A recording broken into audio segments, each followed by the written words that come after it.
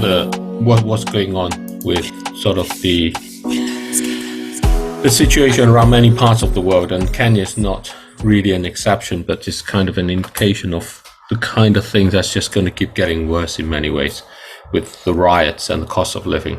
And what I want to talk about is to call on EACCGN and in the connections and activities that you can help with in terms of addressing that in a very in a very radical way.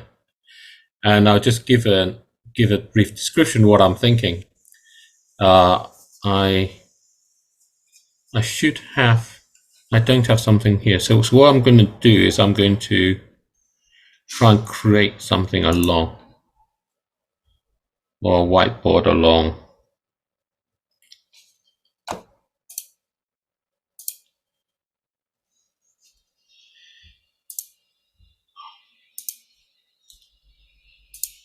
And make this really big. So what happens is we have COP28 this year. Can you see the screens? Yes, I can. Yeah. Okay. So this is going to be in the end of November, going to the 12th of December. That's what I'm thinking of. Before that, what you have is the African summits. And these are at the start of 1st to the 7th of September.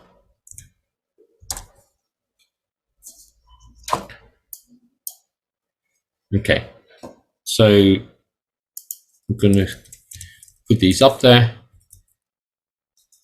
And then Africa summits. And then next year, we have the Olympics. That's going to be in Paris. And the year after that is going to be the 10-year anniversary of the Paris Agreement.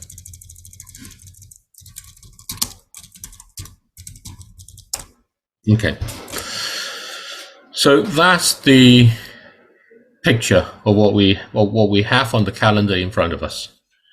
Just going to take a snapshot of this,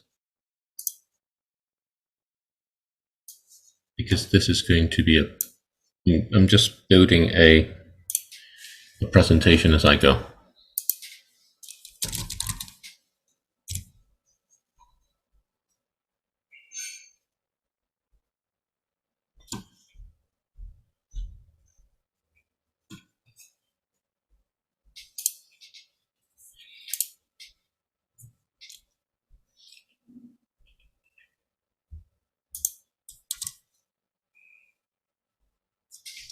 Okay, so I'm now going to move on to the next page. Is that okay? So the thing is with all of this, what's happening is that climate change actions are not working.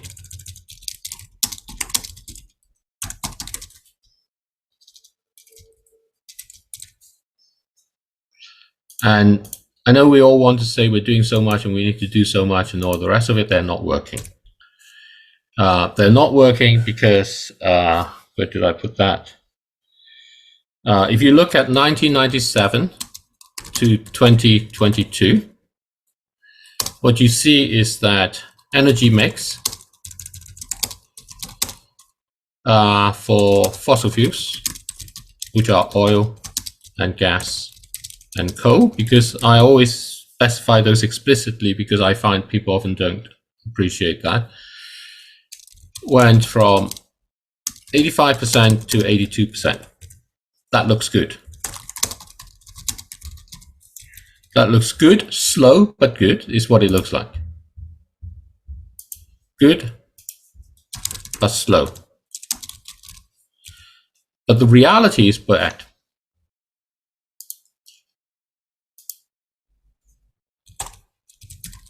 Reality is oil, gas, and coal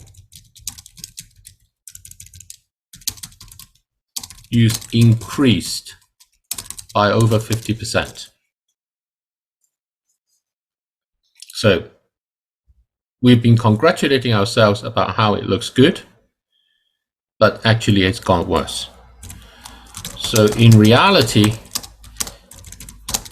it has gotten worse. Okay.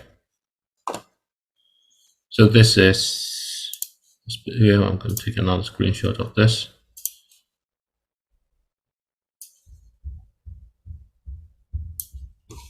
And I'm going to put that into this thing here. Okay. So that's the situation there.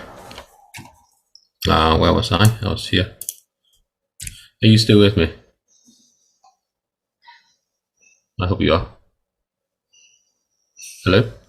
Yes, we are. Okay. So do just speak up. Actually, it'll help a bit. It'll help my flow, because I find it very hard just to talk like this. It's really hard to be talking to yourself in that way in planning. You end up saying all the wrong things. So what we want to do is to start a new chapter.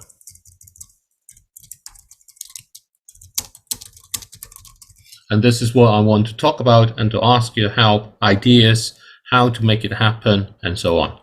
And start a new chapter. And the essence about starting this new chapter is I think that this is a really opportune time. So this goes into itself. Let's say start a new chapter. Start a new chapter. Very important. It's the same book. We're not abandoning it. Same book. Not abandoning what we are doing, but we need a change. A change. We need something different. Something that will make what we are doing stronger and better. That's what it is. So just to make that clear,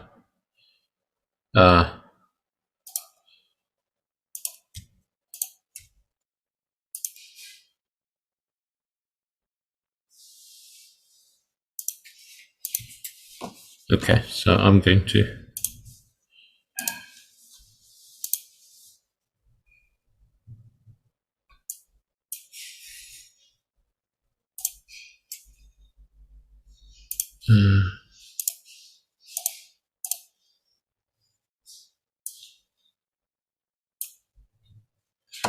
so going back to this.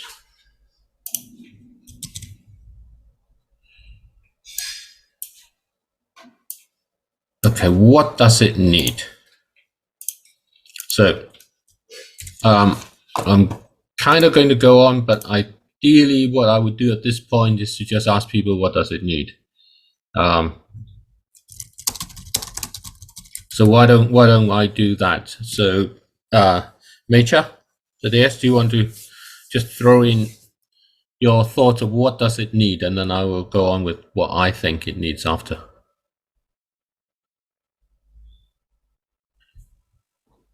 Maybe from my point of view is like what we had discussed a little bit earlier with you. We have to look at ideas whereby, first of all, we accept that the problem we are facing is not only affecting one area, but affecting the total entire global world.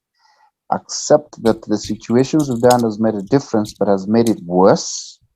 Because you see, the numbers will say there's a reduction by 3%, but in the actual sense, the consumption is higher. Yeah. So then that means that we have to come collectively and change. One thing that we have to do is to change the attitude and embrace ideas that at the end of the day will be, it's a mindset. And also take control, as you always say, take control of the factors of production. That means like the way the oil, gas, and coal.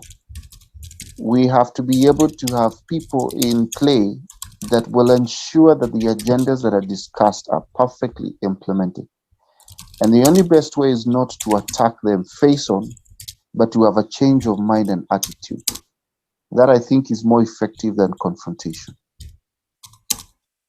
That's what I think. Now, from that, we can be able to build on what ideas we are going to pick up on that.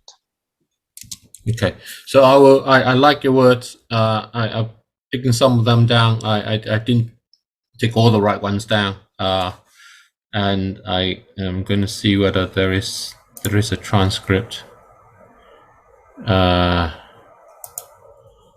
Captions, view through transcript. Yes, there is a transcript, so I can go back and pick those out here.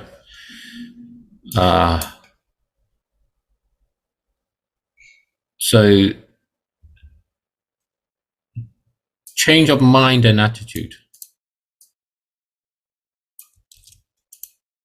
A change of mind and attitude.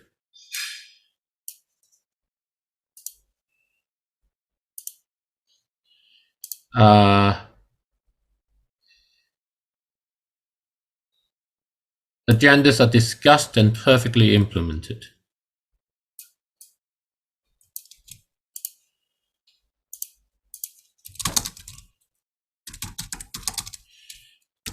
Micha, would you like to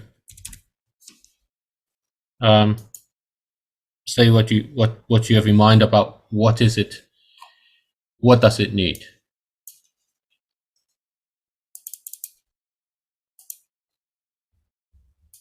Micha?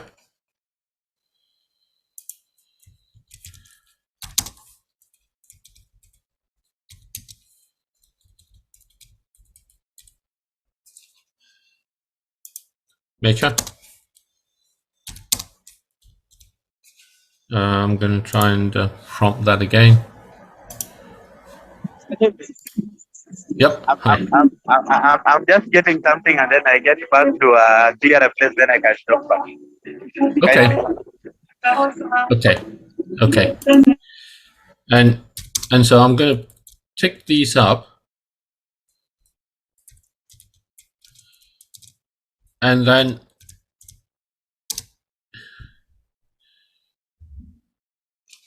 I'm going to carry on with this presentation along.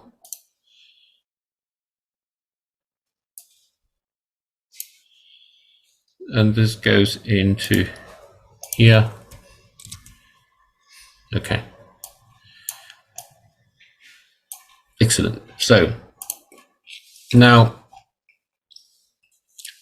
this is important. This last one is important. So I must make sure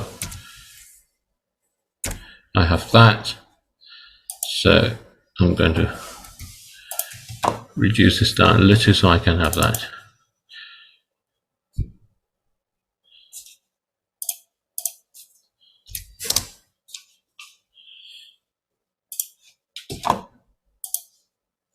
So mindset, very important. And I'm going to take each of those along and then build to what we have, what I'm leading to. And this is much better than me trying to express it. The words are better. The understanding is better. Everything there's better. Okay, so let's take these along a bit, and I'm going to take it from here and say,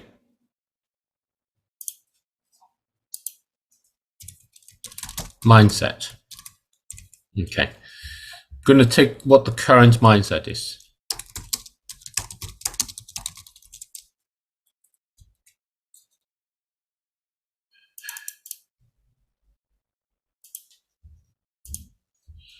Mindset is,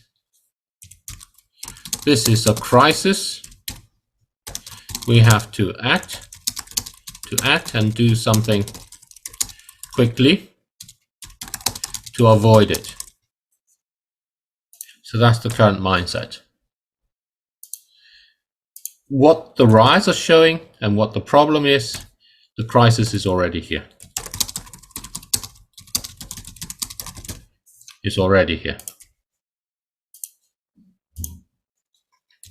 That makes a difference, because this means we have to recognize we are late. So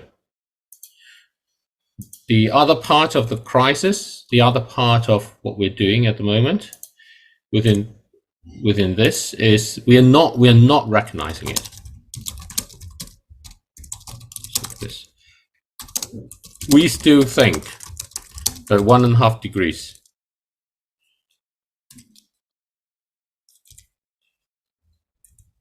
is what matters. We won't make it. Okay. I think this is very important to recognize. I think what we also have to recognize is that the conversation we had earlier. The current mindset is, so that's one thing about the mindset. So I'm going to bring another thing about this.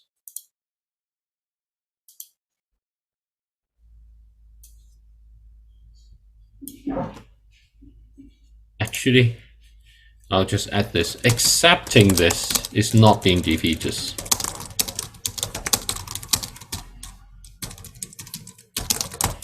When you have already crashed the car, the only way to go forward is to accept it has already happened. It has happened. Otherwise, you're constantly going to try and fix something that is already too late.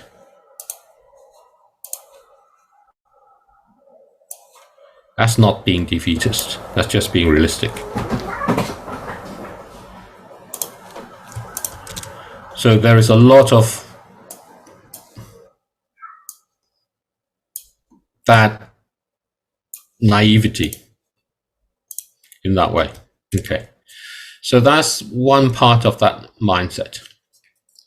So what does that change? So let me go back up there. Take control of the factors of oil, gas, and coal production.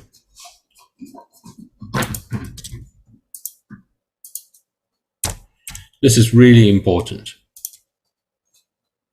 How can I do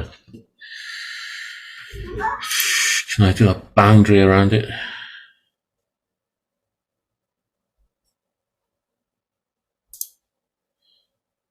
Yeah, that's good. Okay, that'll do. Okay, take control of the factors of oil, gas, and coal production. I'm going to put that around this as well.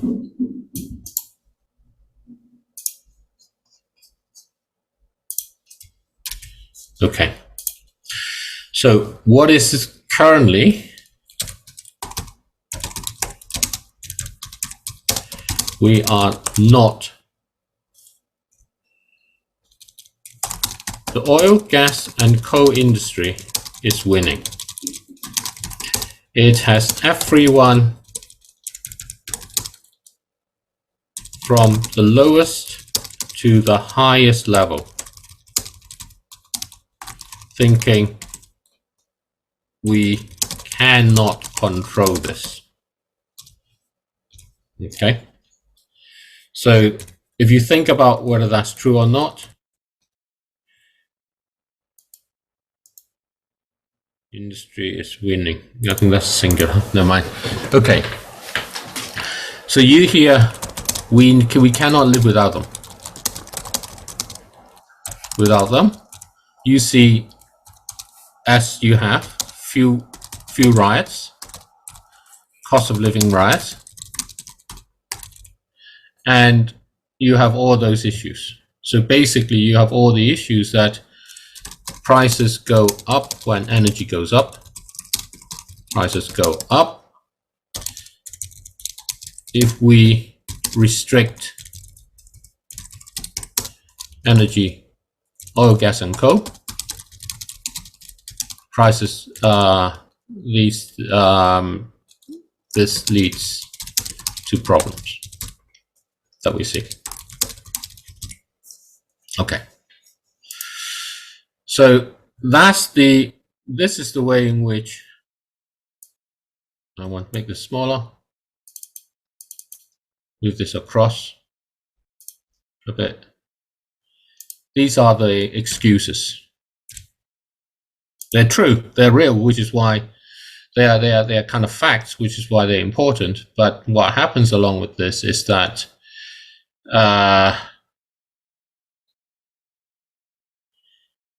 we're trapped.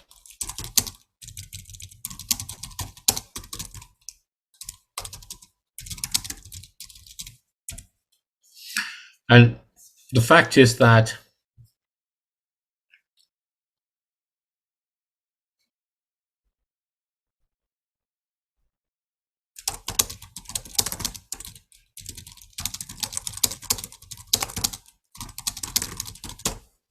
you need the key to the lock, basically. If you want to spring the trap, you need to have the key to the lock. And at the moment, that is not at the people who control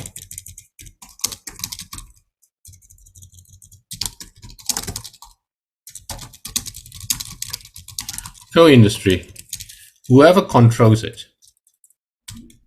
It's not just the people, it's whoever controls it.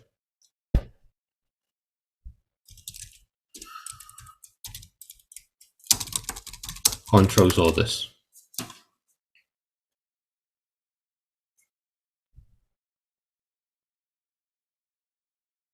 Partly. The other part of it is, and climate change itself is the ultimate controller. And that's because no matter what you do, as these things continue, it comes to a point when you cannot drive that car that you've crashed anymore. No matter what you do.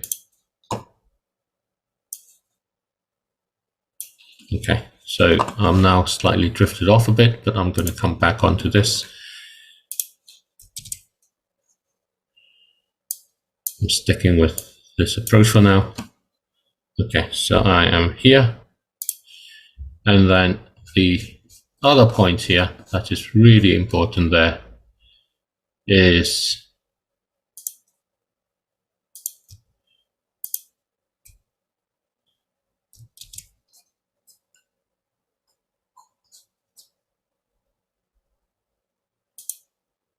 this.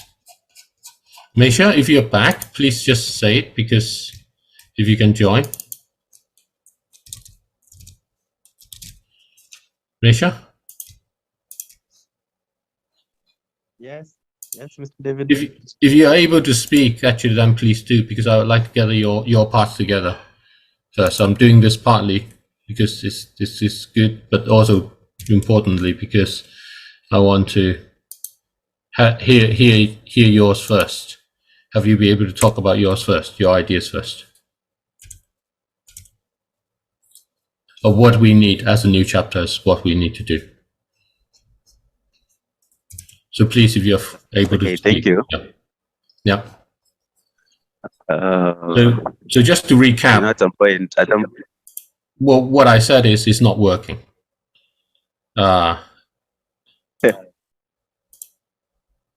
If we think we're doing the right things, we're not. It's getting worse.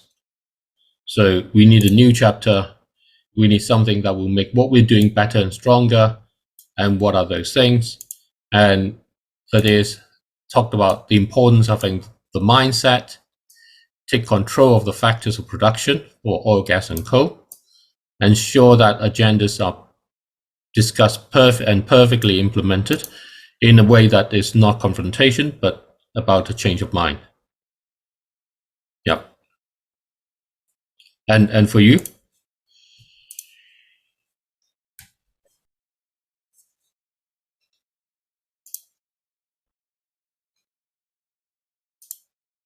Please.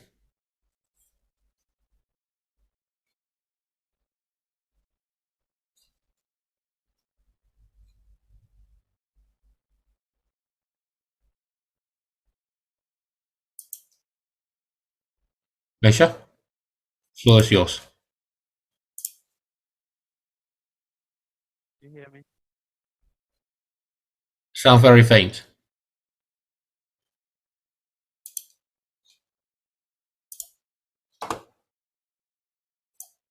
You there?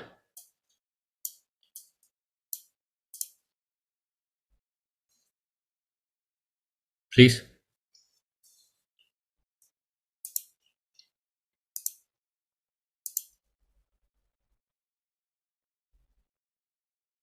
Thank you, David. I was actually thinking. Hi. So, You're sounding fainter than you were before.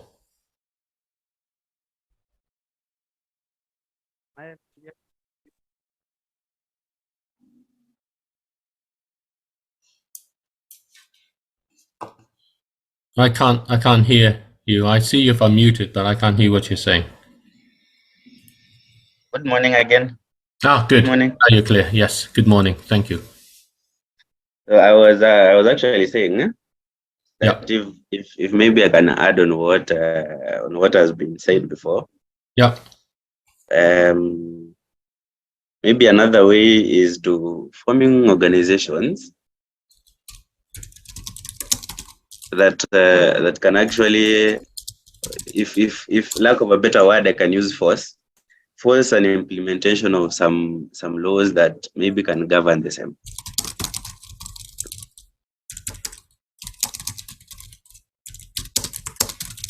That at least what is done is limited to a given point. Yeah. Okay. And any other? So you need something that can force the implementation, basically.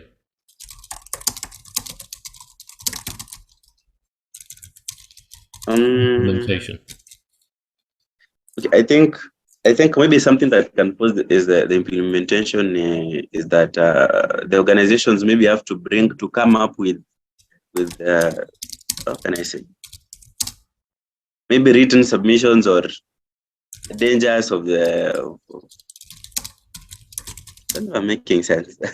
Yeah. No, carry on. You're making sense. I understand it. So carry on. Written submissions, dangers of what sort of things are you thinking of? For instance, like production of oil and gas. So okay.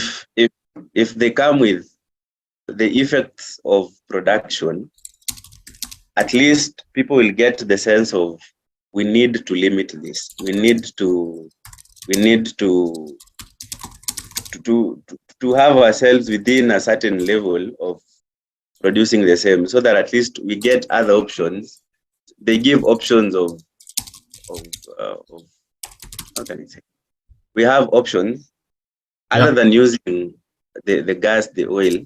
We get a substitute of what can be used in place of the gas or the oil.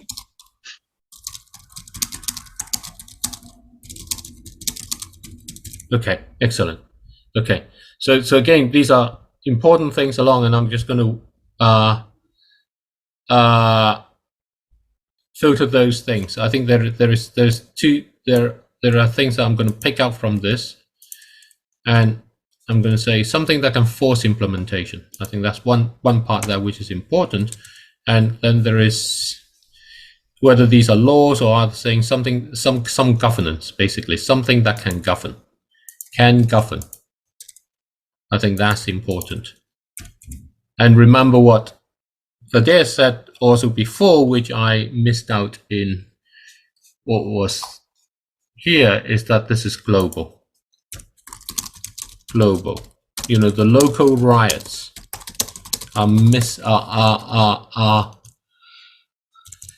fail because they cannot address the global situation.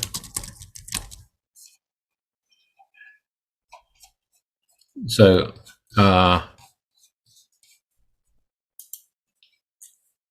and then if I try to bring all that together back into a page, if I then replace this just so that I don't lose that, I then go back onto this here. and then put that in there instead. Widen that out, widen that out. I'll redo those things another time. So now what I have got is here. And then here what we have, importantly, very, very important points, is something that can govern.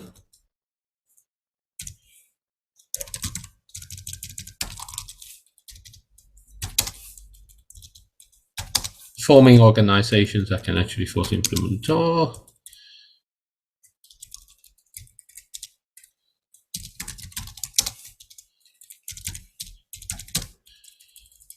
and then what you have important is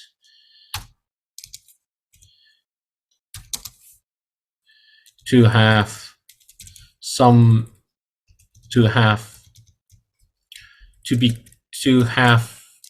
clear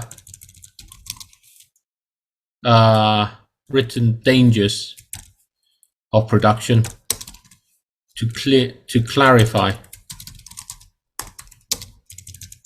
or dangers of production. So dangers of production of oil and gas, and then people, bear with me one thing, I'm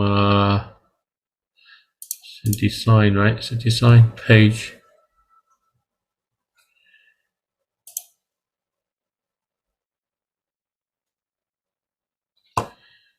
Layout, orientation, watch, landscape. Okay, so okay.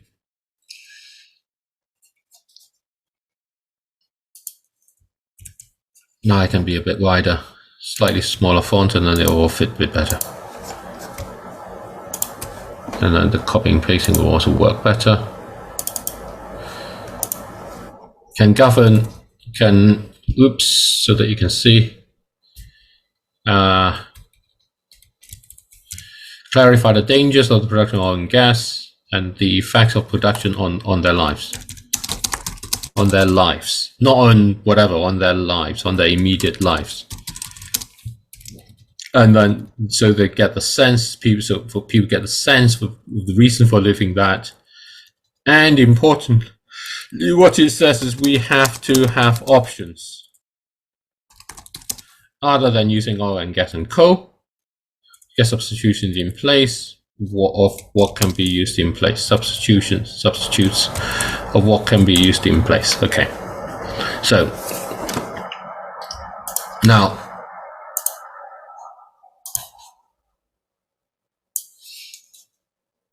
thank you very much for that.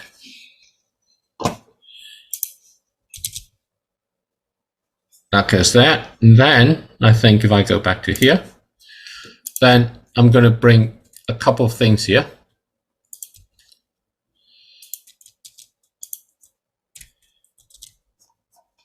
Okay, I don't know if you followed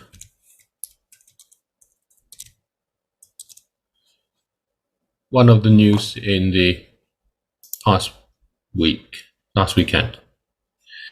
Where's the shading gone?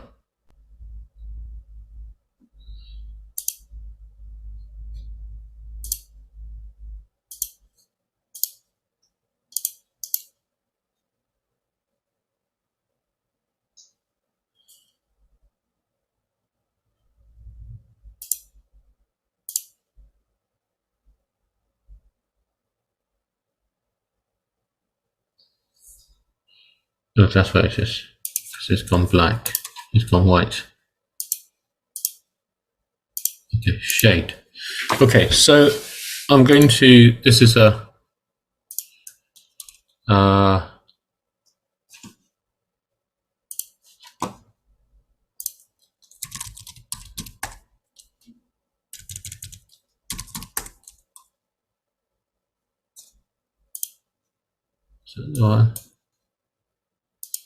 okay, so this is the news article.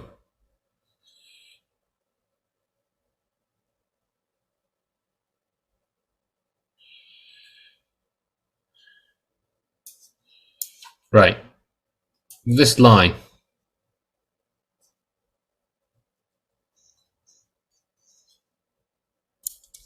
Okay, going to bring this up.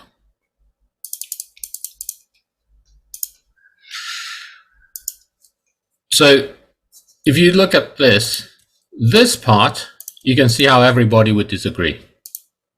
It's a hard thing, right? That's what we're talking about. And everybody's saying, oh, you can't do it, it's impossible, and all the rest of it.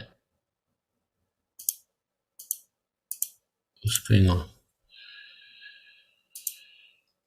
Why, that should have worked, but it didn't. Okay, so you may not be able to do that, but what this is, oh gosh, what's it doing that? It's this part that's the problem.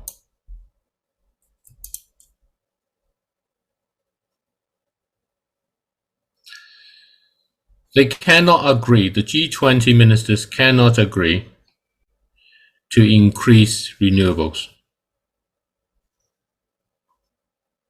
Okay. So this is the setting, and basically governments are not going to do this. So I realize there's a lot, governments need help. So if you think about G20 countries, and you think who they are.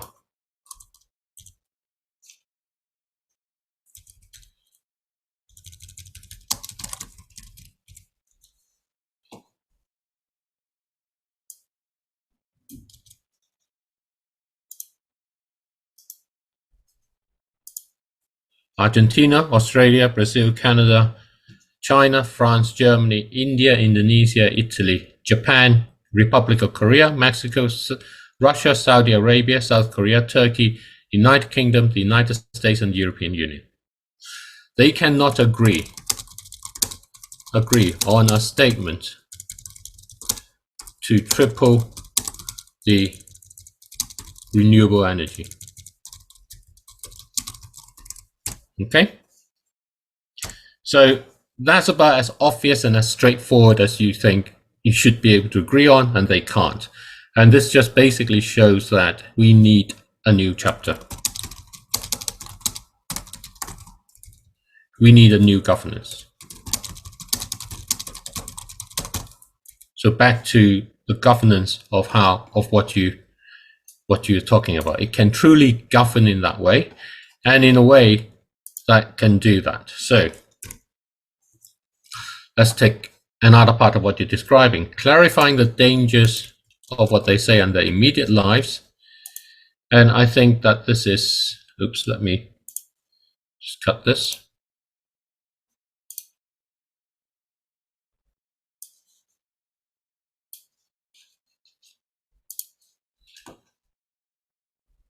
Where are we?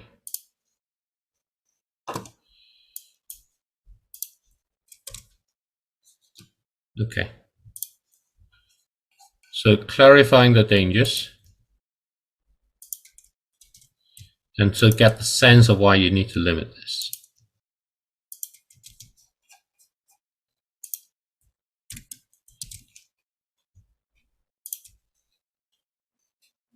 And I'm really thankful for these comments that you have, because they really bring out the importance of a new approach and what we need to do with that, and what we're not really able to be managing. Okay, so that's what we have there. So this is about the actual lives people have. What we have at the moment. If you look at this,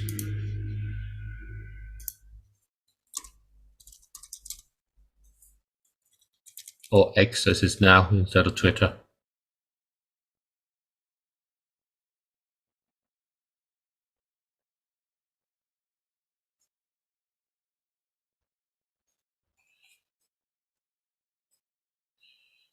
Are things like this, which we see lots of.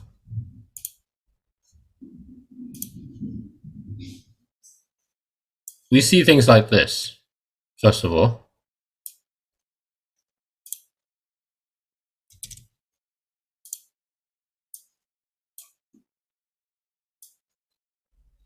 and I'm going to be annoying to them here.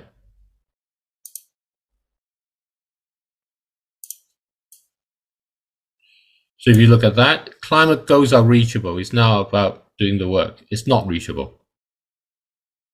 If you look at no policy, current policies that takes us along in this and going along in this, we are not able to reach those. So we've got things which are all about what we can. We have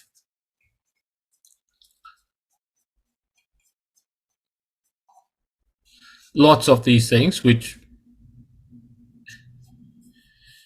by the way, that's useful.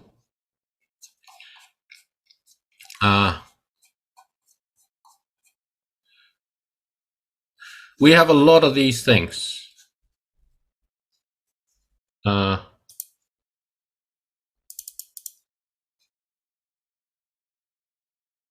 These are not bad things as such, but they are not.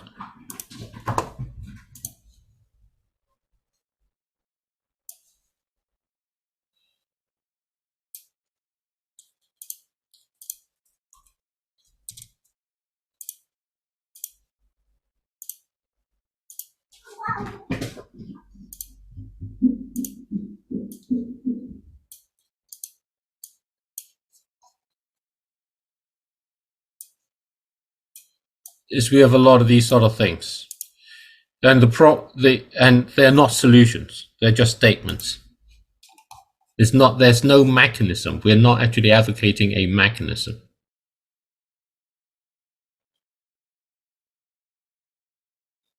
We have a lot of this thing.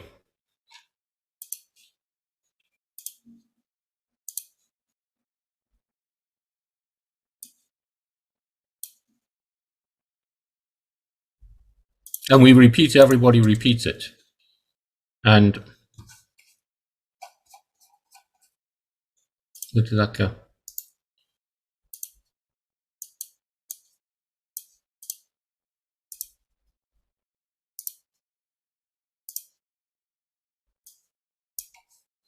We have a lot of things like this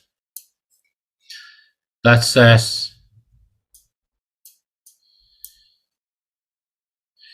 is the global north.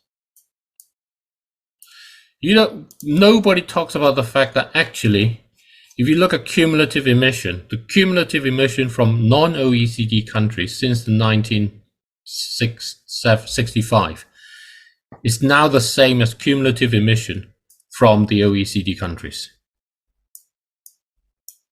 And that's because the rest of the world has been developing. And they add. So everybody is part of that adding. But we're still saying it's all about one group. And the problem when you say about one group is, of course, people don't listen to you because you're talking that they are the ones and not others, and you're not really about trying to find a way to resolve this together, what Dave was talking about earlier. If you make it about one group over another, then what you do is you stop the conversation before you even start. And then most of all, what I'm trying to find is, so with loads of those things, so there's full of them, and I'm sure you've been there. Reinhardt, him, Ramsford, and he does lots of things, and you have lots of these sort of things. Actually, I'll find the one that the series that he had done about AMOC.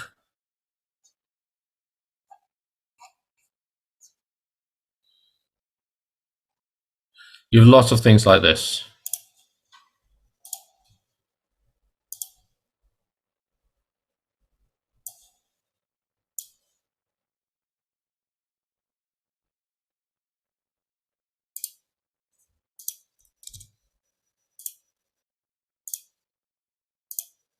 Thank you for bearing with me while I do this. This is not the...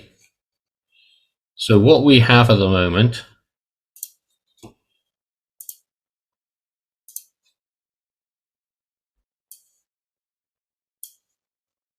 are these things.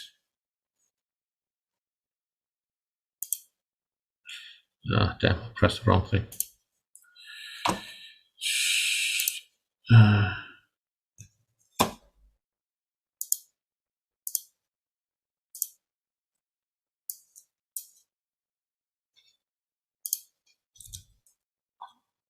What we lack, and none of these things actually talk about you and your current life. That's the problem, which is what you're saying. So if I put here somewhere,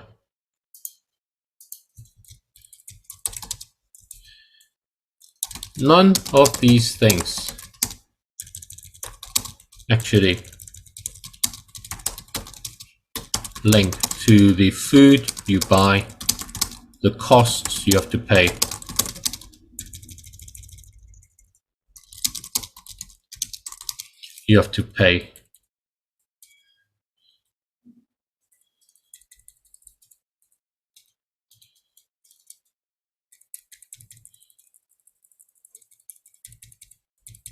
the jobs you cannot get.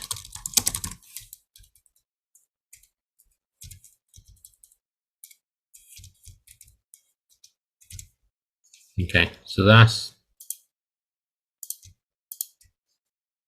what we're doing.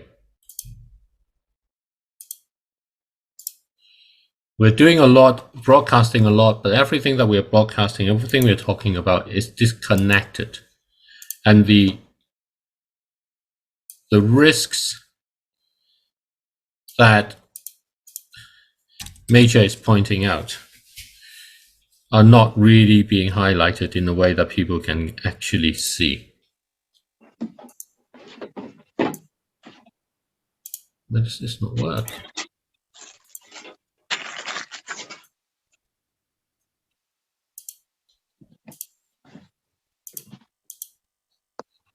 So that's a bit better.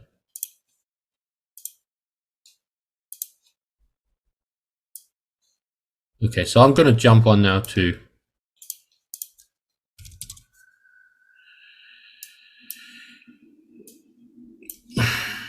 what I want to do, and to say that this is the situation, and the one thing is right. So where's the governance going to come from?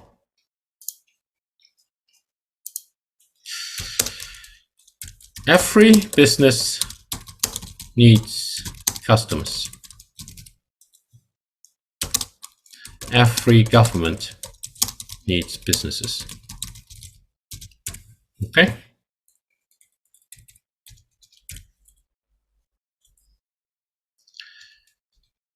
Needs its customers. Every government needs businesses. Okay. So that puts you, the most important person in the world.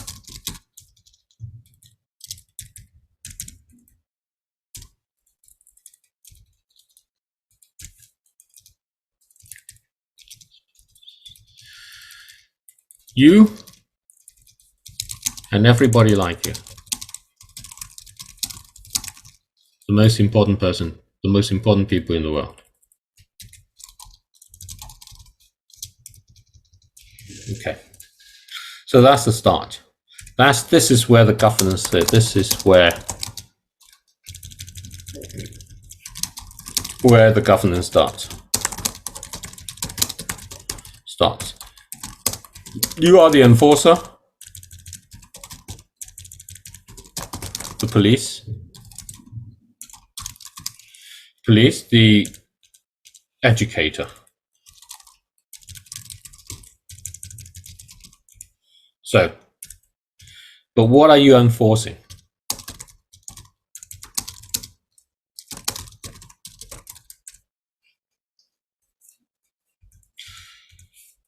So we had control on the factors of production for oil, gas, and coal. If you don't control them, then clearly you can't do anything about it. What do you want? What do you want to?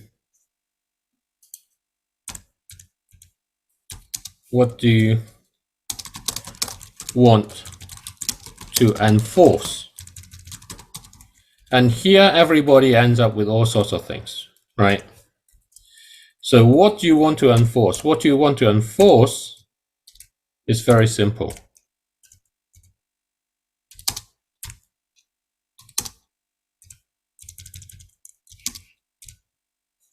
Why can't I do that? A limit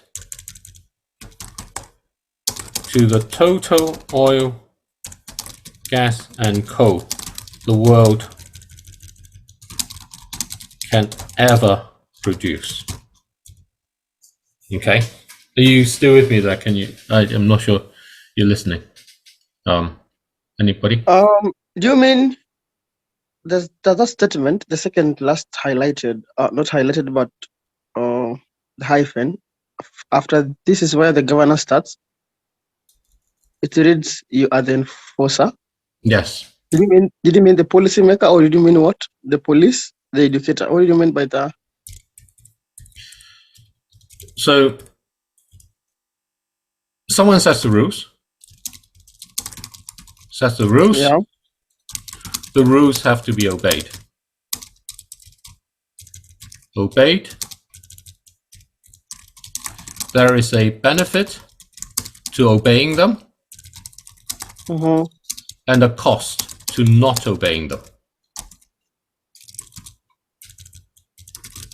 Let's say followed rather than obeyed. To following them, and a cost to not following them.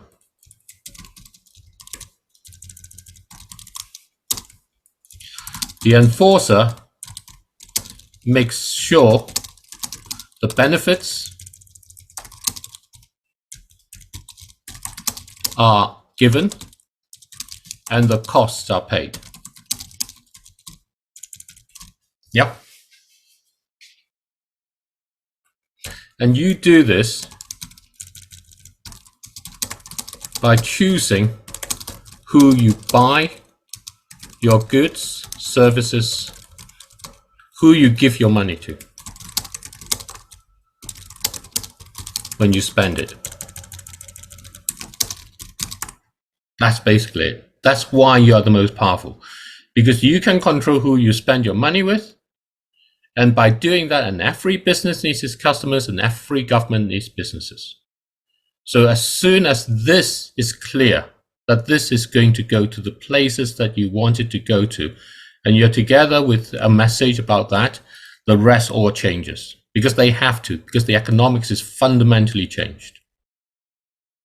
And that makes you the enforcer. That means that a business knows they will benefit if they're aligned with you, and that it will cost them their business if they don't. This is the opposite, is the reverse of advertising. Okay, so I'm going to show you this.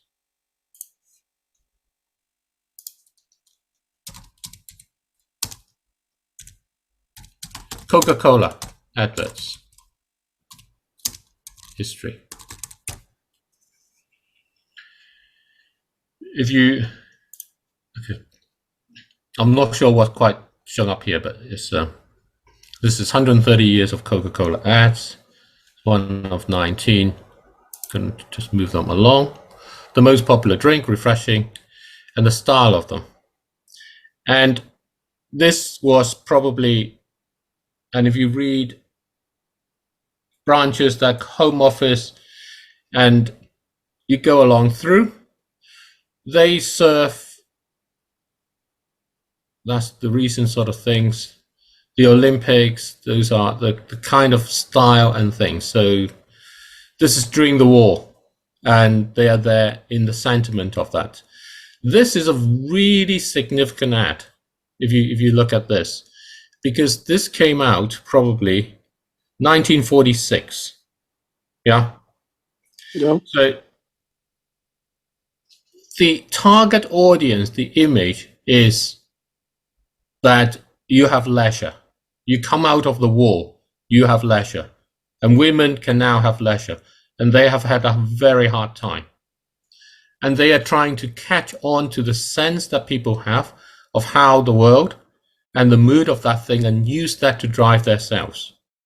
And they have successfully done that all through. This is 1951, that transformation. This is the boom of the shops. You're coming back out, and this is sort of the period of the baby boomers, and everybody is like, in that American dream, you can now do everything you want. And this 1957, the black family, that sort of mood at that time, and Coca-Cola is always there in that way, and it's touching you to say, you know, this is what you identify it. By seeing a picture of what you identify it, they make you go to them because you think you're part of that. And this actually is a really good ad that I want to go back to later and what I want to do. And this is youth. This is 1971. In 1970, the first World Earth Day, the first Earth Day started. It was a youth movement. And this is a song where the youth were standing there, taking a song of, I like to teach the world to sing in perfect harmony. And they took that song and moved it forward into that peace movement, into that anti-consumption movement and all of that, and turned it into an ad where its intention is, we are for your causes. And it goes on, and basically that's how advertising works. So what this is about is the opposite of that advertising, where advertising uses our causes to draw us into spending money with them. We align them into our causes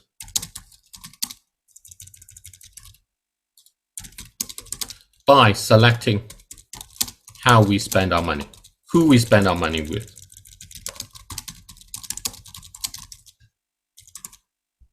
So to that answer, this is a really important question, and this is where it is. So I'm just going to take this in here. I'm going to put it onto there.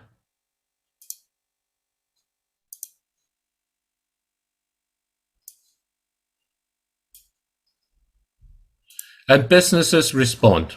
They will, there's no choice because they cannot survive without customers. And governments respond because governments cannot survive without businesses. It doesn't matter what regime you are. It doesn't matter what politics you are. It doesn't matter where you are. That's what happens. So what are you enforcing? Control of the factors of production of oil and gas. And what do you actually want to enforce? And what you actually want to enforce is a limit to the total amount of oil and gas that the world can ever use. And that's really different. And this is the mindset.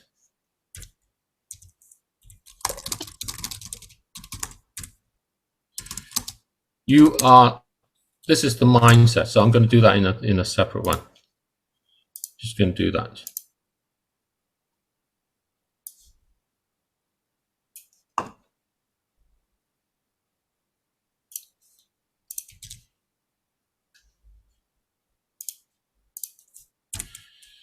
So the reason why this as a proposal would have a lot of people, a lot of the climate grandees think is the wrong thing that you cannot do is mindset.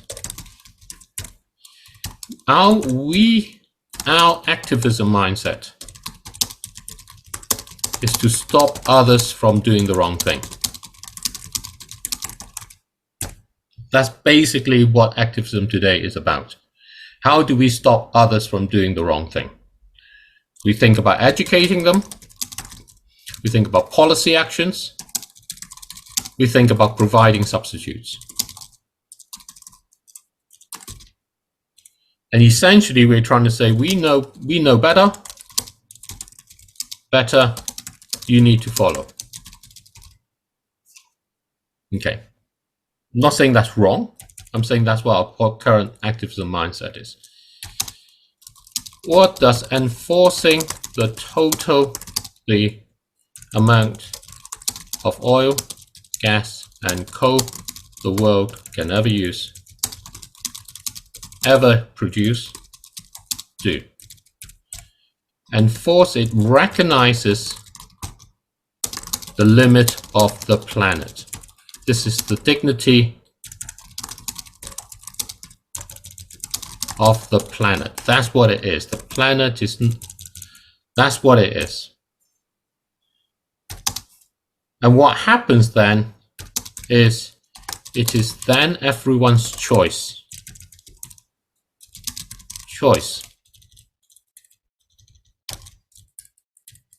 How they adjust, or if they adjust,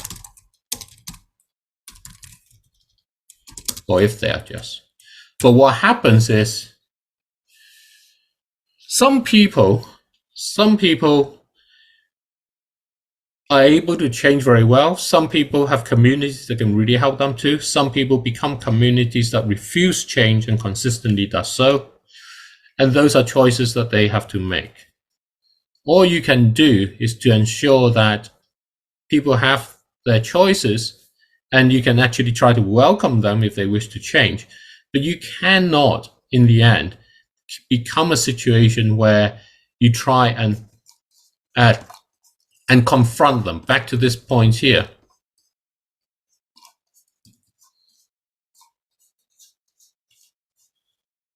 On not a confrontation, but a change of mind and attitude.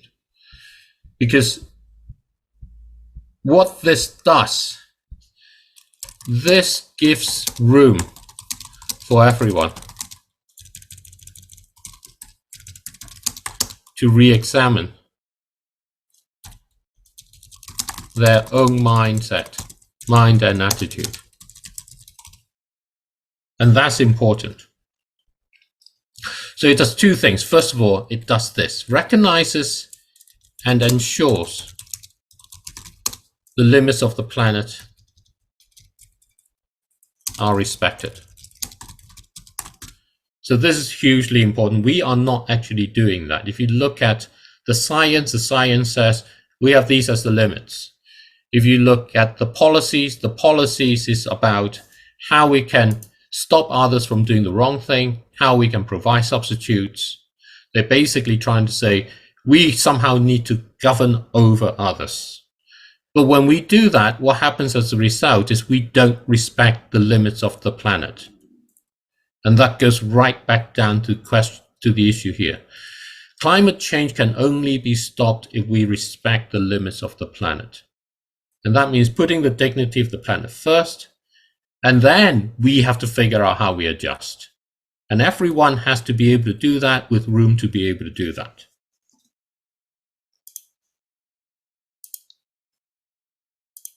I'm going to take this along here. And back into my Canva.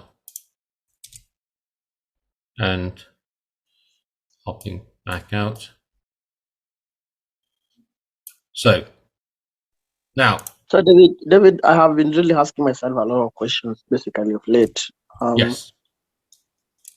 I have never understood why, because I know in as much as there's this activism and all that, there is a view by which I don't know why the government thinks that the activists are always against the government. I have never known. At the back of the mind, they always think that whatever the activists are lifting up or rather sharing up is always against the government.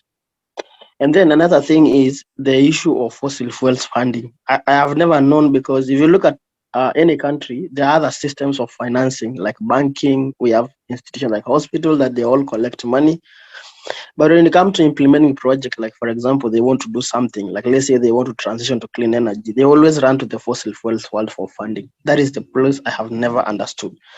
And that is why I was telling my colleagues, I had a meeting yesterday with Greta and Nakate, and I was telling them we really need a different approach, because the issue, when everybody keeps on talking about the government political goodwill, everybody says that.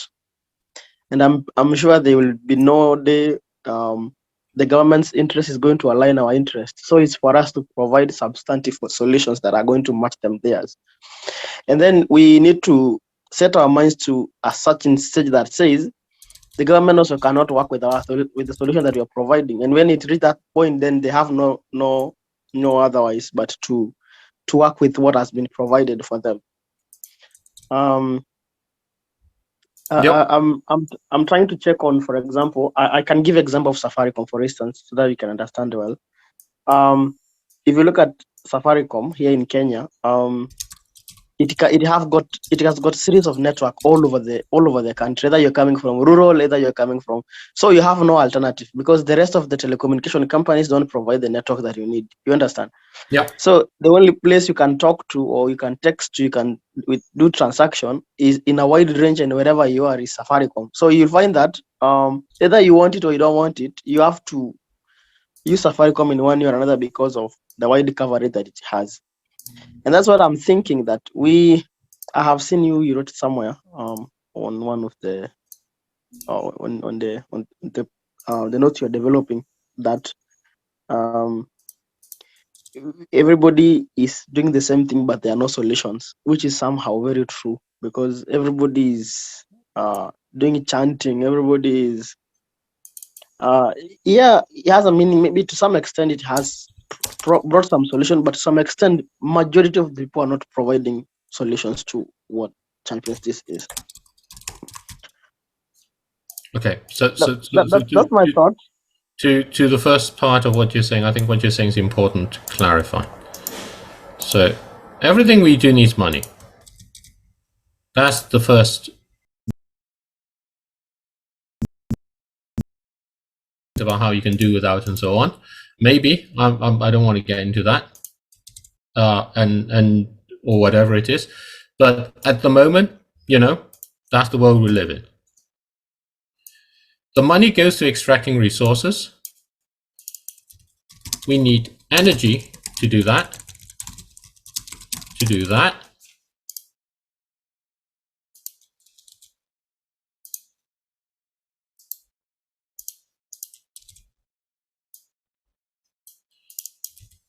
%82 of all our energy comes, or all our energy use comes from oil, gas, and coal, and it's pointless sort of saying, oh, is this in China or where else, because that just means we produce it somewhere else.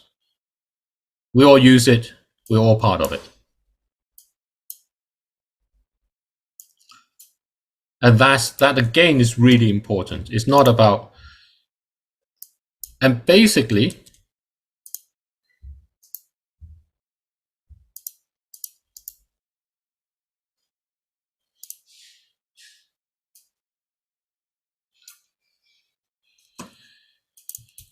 and then doing the things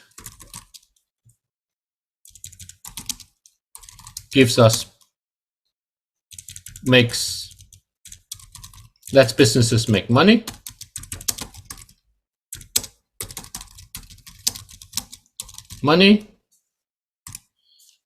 That money goes back to everybody in jobs and things.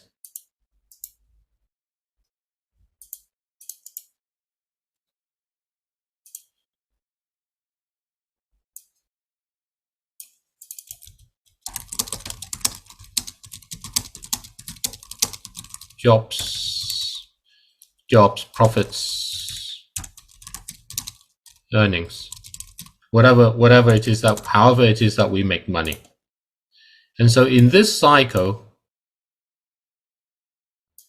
what you fundamentally end up with, and this is the crux of that problem,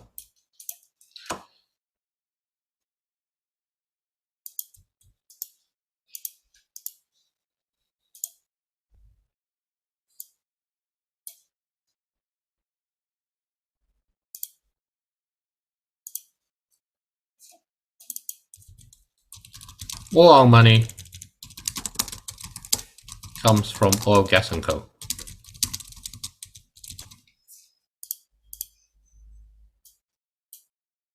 Essentially.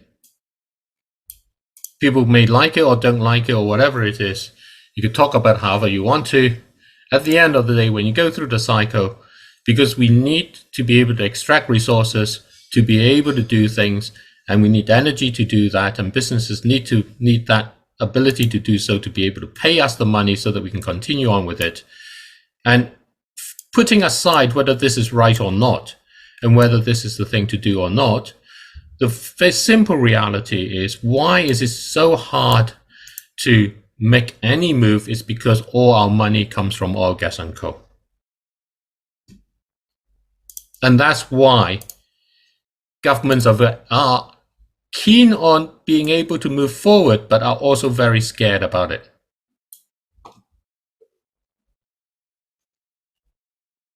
And if you simply take it from that amount, what people generally then says is we have to do without money. But what that actually says to us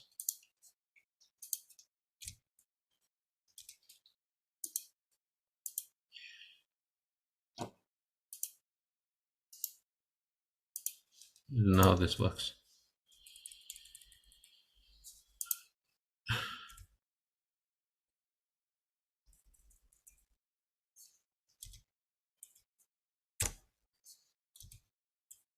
How do I?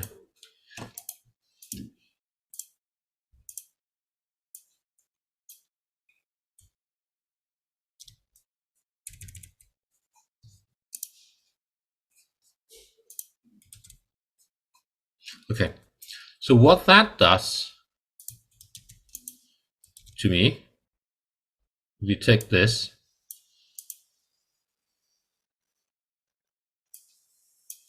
is simply this.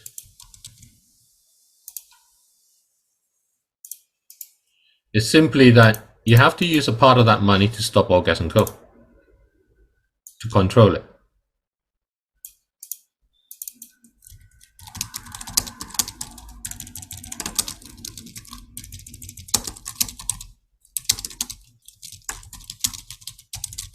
To limit oil, gas, and coal.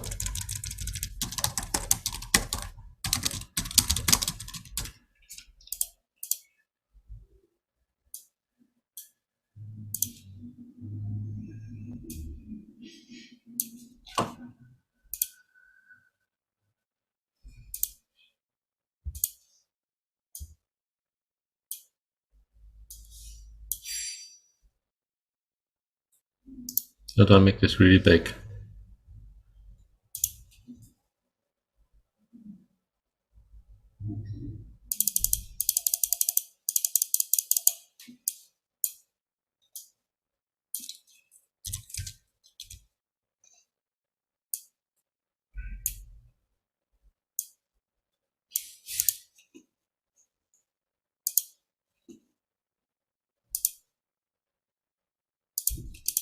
Basically, it's that.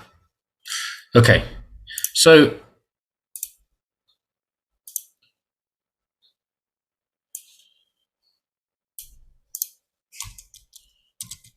and we have to do this in the most direct way. And to the comment that you're asking, I'm just going to pick up the transcripts again, so I can see that a bit better. The transcript somewhere. Not seeing it. Not seeing it. Let's stop share. Where's the transcript?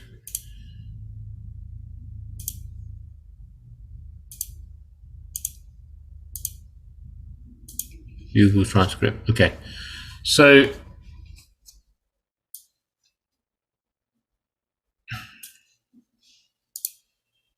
somehow. Okay. So now I can start my screen share again. And you can probably see the transcripts as well. So your question is,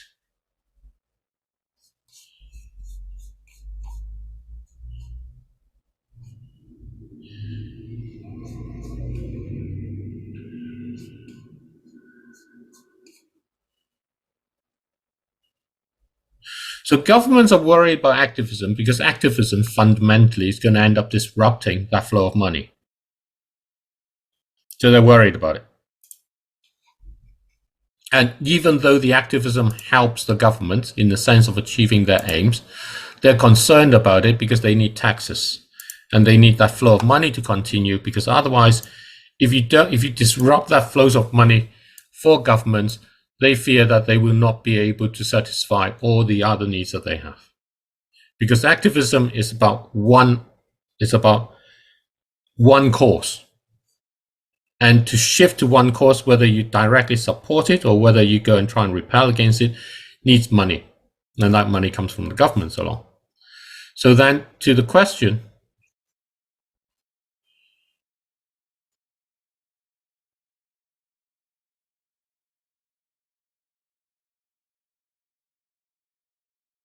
when you go along and you say about the financing of projects and everything, the fact is, oil, gas, and coal is how we make money at the moment. As you come down to it, it doesn't really matter whether you build a renewable energy plant or whatever it is. It is the basis of all of how we actually make money. And people don't say this. They talk about it as if it's something that we can just get rid of. If you went out there tomorrow and you got rid of it tomorrow, what happens is you will find that there is no money flowing around. And that's what governments fear. And that's what activism doesn't acknowledge. And that goes back down into how are we going to try and deal with that? So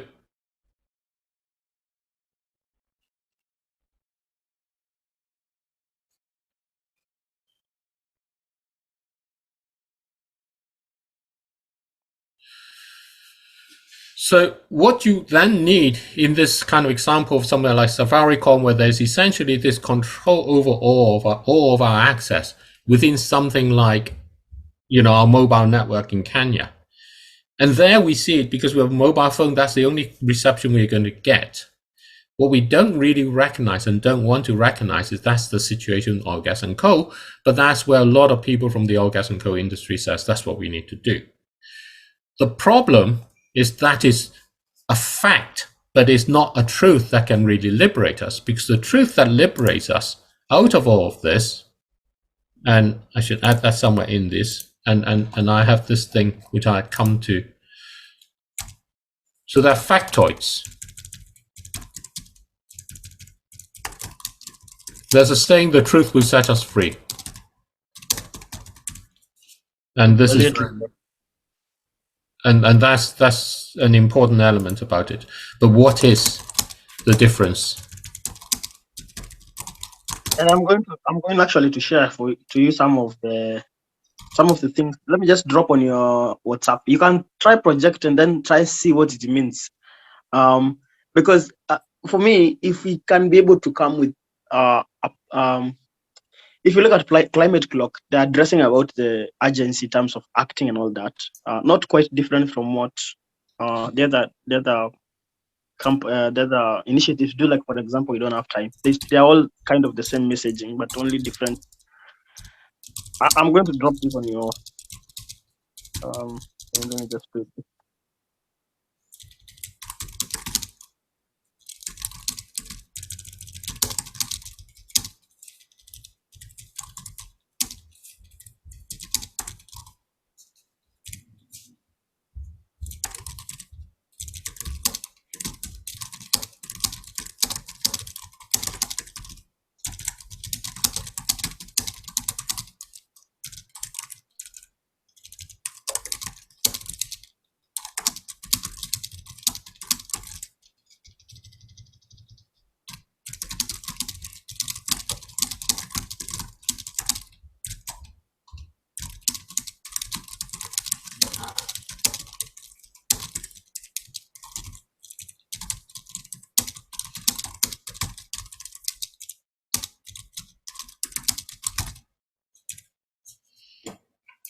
Okay, so this is the image. Yeah, I don't know how you will translate that, but just read that. I don't know, but to me, it makes sense because the issue of fossil fuel finance, it was killing the planet. It is what is really messing us up. And you are right when you say that we cannot, the reason why the government can't stop talking about it is because everything nearly we do depends on oil, gas, and coal. Nearly everything. But then if you can come with a solution that says, even the oil, gas, and coal industry cannot survive without what you're providing, then you'll be making a solution. But in as much as there is fossil finance that is coming out from somewhere. Okay. So there's two. This particular one has. Are they all the same? I don't know that. The other one is. So they're a bit different. So okay. So first of all,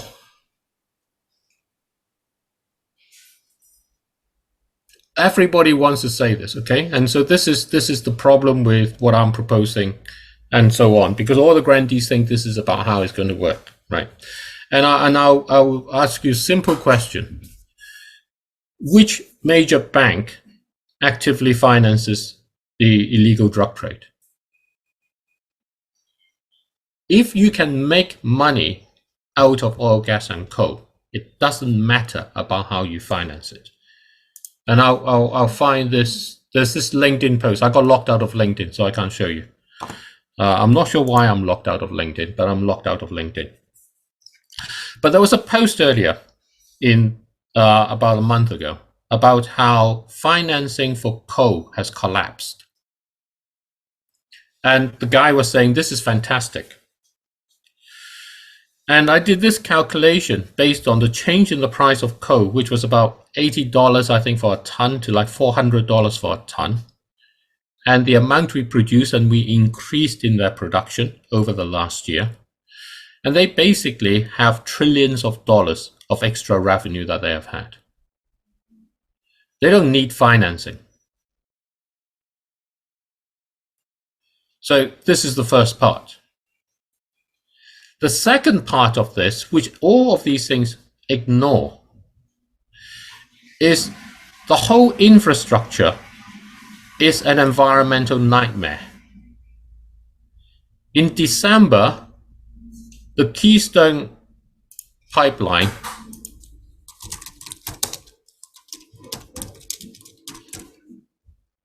spilled.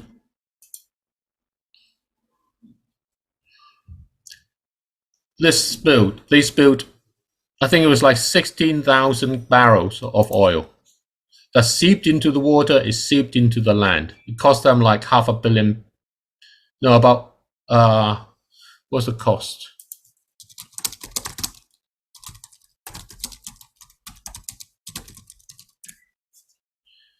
$400 million, $500 million to clean. This is 16,000 barrels of oil. We have floating around in the world at any particular point in time over 100 million barrels, because we use 100 million barrels a day. So if you don't look after these things by trying to squeeze all the money out of them, what you will get is they will just be abandoned, and you will have the biggest environmental nightmare ever. So these approaches think that you can control it by squeezing the money out. This is a commodity that makes huge amounts of money. They don't really need financing. If you squeeze away the financing, what happens is they will take shortcuts, and they will take corners, cut corners on, and the most direct and obvious area for doing that is on safety. And the most direct area on doing that is on environmental safety.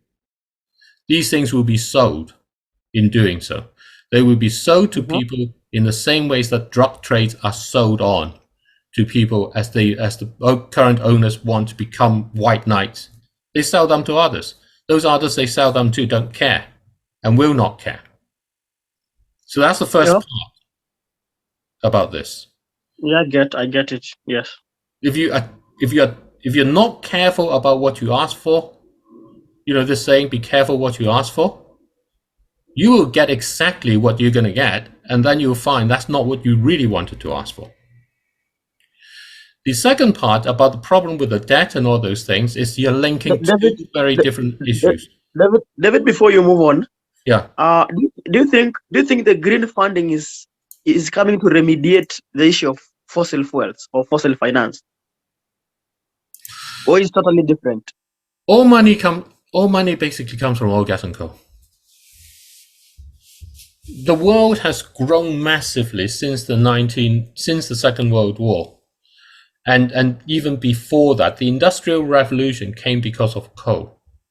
That moved on to oil and then to gas and oil along through. All of our wealth is founded on the basis that we have energy that we can use on tap 24 hours a day, 7 days a week, 365 days a year, at every moment, and we don't have to think very much about the cost of that energy on anything other than the pennies that we have to pay for it. And so our entire wealth is built on that. We're trying to reshape that knowledge of where our money really comes from in a way to limit it. And so this then comes back down to it. The only way that you're going to limit it is you're going to have to spend money back in somehow preventing it from being used or being produced. And so this part comes to this aspect of the truth. All of the things that you say, that activists currently say, they are true because they are facts. But facts don't actually tell us where we go. Truth tells us that you have to take a path out. And very often it tells you not this is the way, but that you can't stay here. And what the planet is telling us at the moment is we can't stay here. We are trying to take that to mean, is this the path we take? Is that the path we take? And a lot of the efforts that are going on is trying to stay here and be different. And that's not going to work. And this goes down to what is this limit, this part that I was expressing earlier. Yep.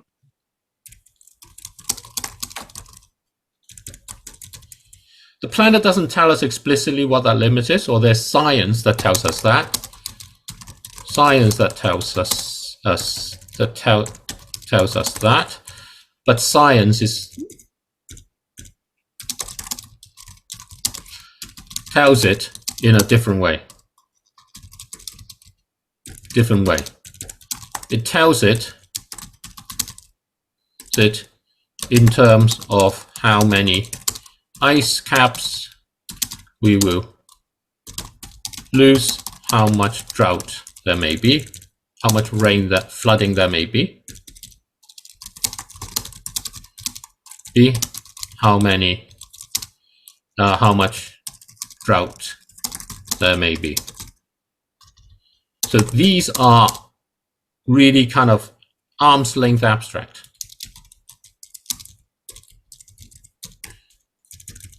And the reason is very simple. I can ask you this question. Has the next drought for Kenya started? You remember those, Kaka showed me this bottle where it says, you know, about water bottle as merchandising. And I say, put on it, save water. You never know when the next drought has started.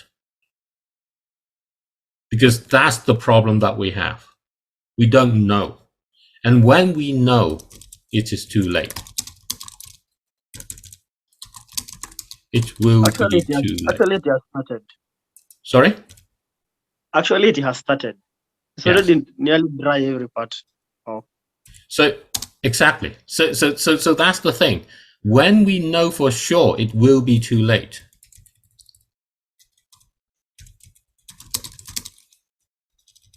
When we know for sure, it will be too late. So the limits, the sort of approaches where people want limits so that they can somehow prove it, you can prove the limit, it is too late. That's really important to remember. So we kind of have to sort of think about what is that. The limit has to be tangible. 1.5 degrees is not.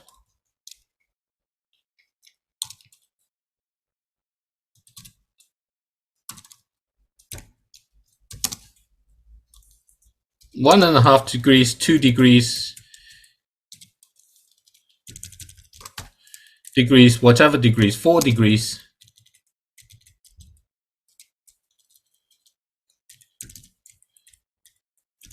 are not tangible. They leave you open to doing things that may or may not help. Build renewables, and there is still more oil used. And build renewables, and you may still find more emissions. You think it shouldn't, but it's not that, right? Capture carbon dioxide, and in 50 years' time, you may find they have all leaked out. You just cannot say, yeah, there is no, these are ways to make money, but they can't guarantee.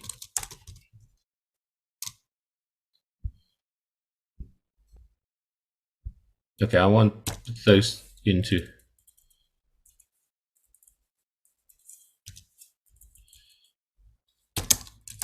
The limit has to be something you can count and measure and impose and enforce. And that basically, that is the amount, that is the tons of coal we use, barrels of oil, and cubic meters of gas. You can count those, measure those, and enforce those. This puts a limit. We know if we know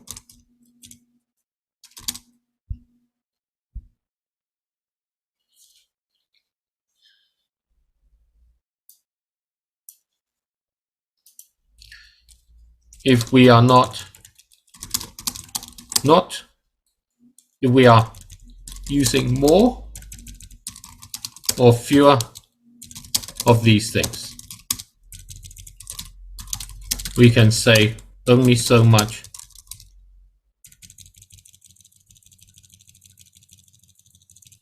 Actually, it's not even whether you're using more or that. You know, we know exactly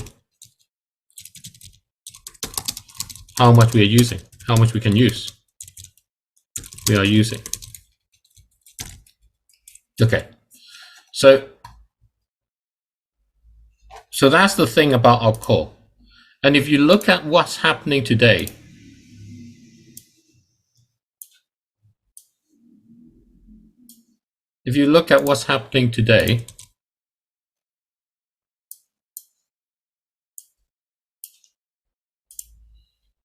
it is very simple.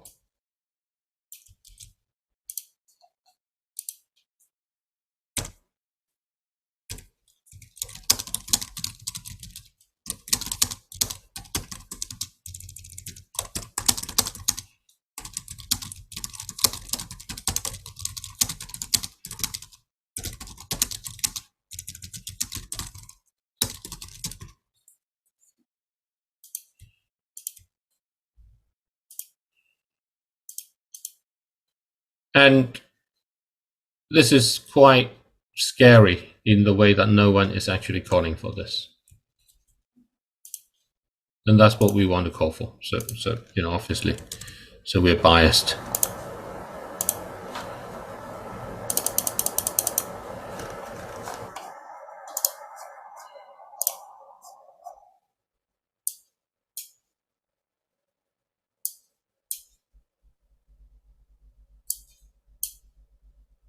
Do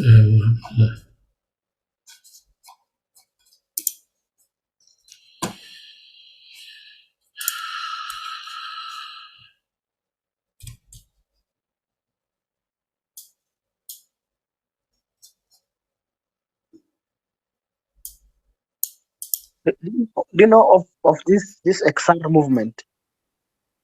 Sorry, the XR, yes, Extinction Rebellion. Extinction Rebellion. Yeah. I was thinking like because I think they're also trying to organize for a side event at ICA. Yeah. And how they somehow they reached out to us. I was seeing whether we can. I don't know whether we can collaborate or what do I say, but You I have think we to. need a movement. We have to. There are two sorts of movements along, and this goes back to Thaddeus' just comment and what it is, and obviously we need to collaborate. In the end, all these movements need to come together. That goes without. Yep. That goes without saying. I don't know what happened here. I'm gonna have to do this again.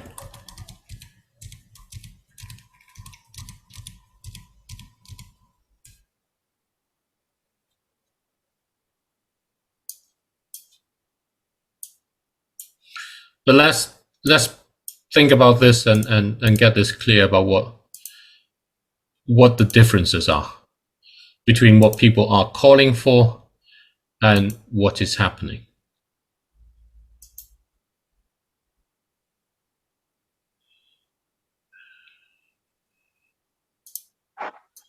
So what you get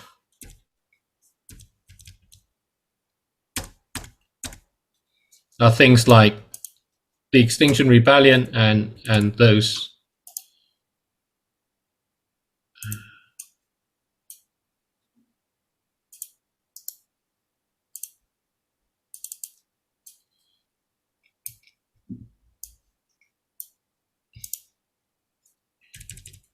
so you have people who call for keep oil, gas and coal, keep oil in the ground, right? Keep it in the ground. I know we can collaborate because I think everybody if I look at the other groups that we've been interacting with, they are all for the goodwill of this cause. But now I think we need a one biggest global movement in the whole world that probably is going to be available in every country.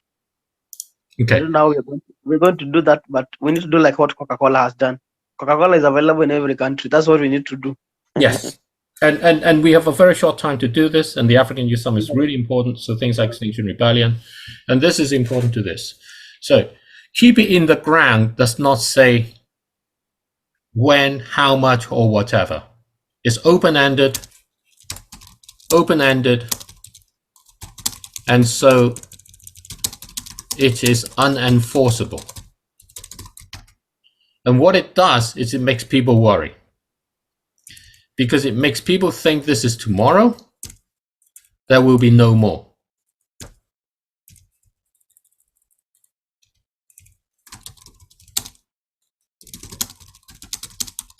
No more. So people cannot see how it is possible. Because it literally means you can't get that bus.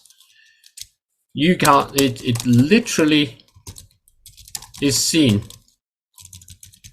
to mean you can't go to work tomorrow.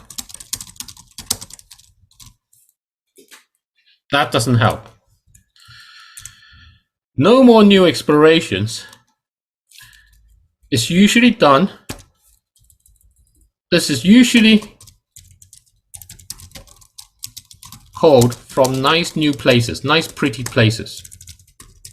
No, I shouldn't say that. From developed places like Norway, UK, Norway, and so on. The problem is there is no path forward. This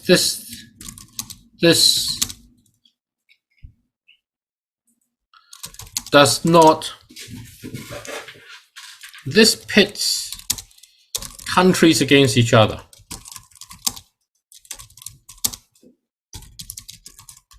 Côte d'Ivoire,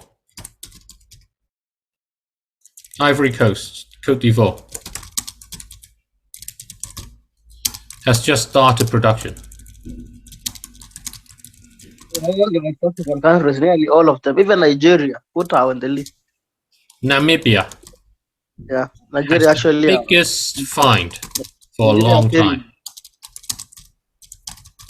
Turkey has another. These countries see oil, gas, and coal as essential to national survival. Because people won't pay.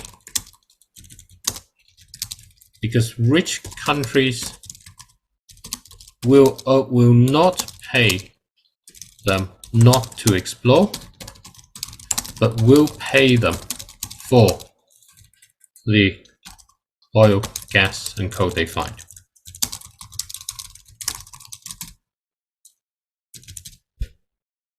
The call for no new explorations sounds great, but what you're doing is you're making it impossible for countries to cooperate together. And if countries cannot cooperate together, you will not solve this, because this is not about your country not exploring, it's about the whole world not exploring. No financing, what this does is, this is really quite dangerous. This leaves you with what there is, tripping down the ladder of safe management.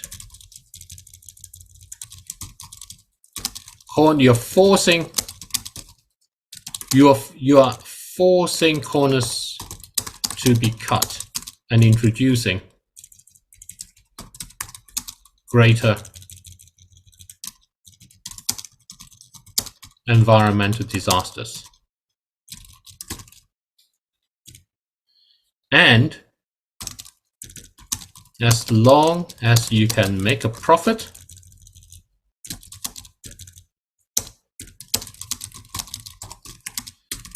digging them out, you will keep doing it. Doing it with financing or not.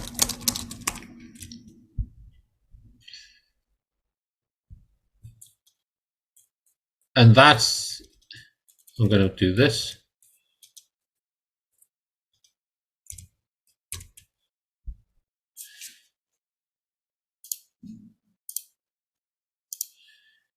And the problem is they don't set a limit. They don't actually limit how much you're going to produce. So while you're calling for each of those, it keeps happening. And that is what the oil, gas, and coal lobby is very happy for climate actions to be about.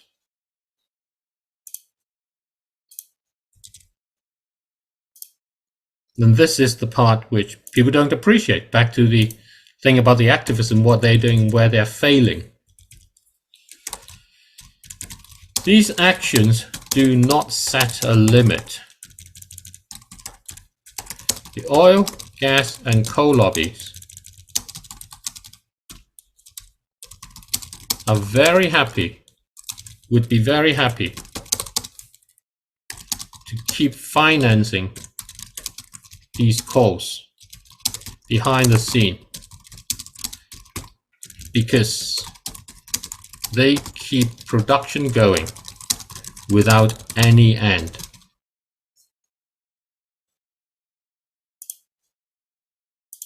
You have to put yourself on the other side. You have to go along and say, if you were the coal lobby or the oil lobby and so on, what would you like to keep people busy doing? Because you will be able to talk forever on these things, because you have a public concern and businesses concerned that somehow they don't see how you can just keep it in the ground. With the no more explorations, you have countries pitted against each other, and they will keep fighting over the next decades over this, because you know the money is not going to go unless this is to explore. And the financing part, well, no financing or not, you don't really mind. because you can just keep on that going. And then what's going to happen is there's going to be a major disaster, and then people will then go back and flip and say, we got to prevent the major disaster. What will happen then is there'll be a call for more financing for it rather than call to stop. So you're not actually getting where you want to with these actions. Or my take. Okay, so where's that limit? So the limit has to be practical. What can people agree on? The limit is a point where the point from which everything you do is an improvement. Basically, that's what that limit is. You've set the end. Everything you do, if you move yourself away from it, yourself further away from it,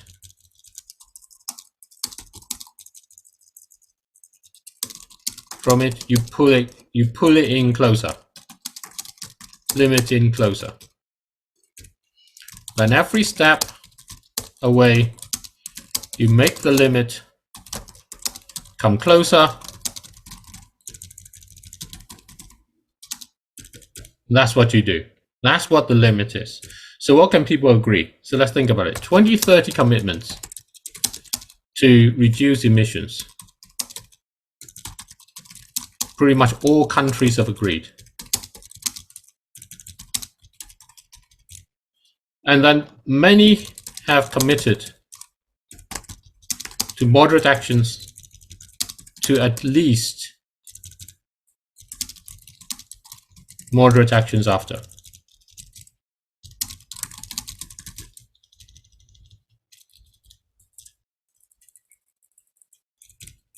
We are not on track to meet these commitments. Okay? That is the basic scary thing about it. The limit is to make sure the amount of oil, gas, and coal implied by these commitments. That way we cannot slip. Remember what's happening next year. Next year, a few things are happening. One of them is Trump. It's the US election.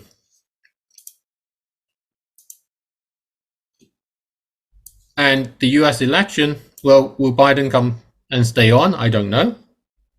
But what happens if he doesn't? Is that you're going to see a whole change. And even if he does, you're going to see a whole change in the way the US will approach this. Political processes are very fragile.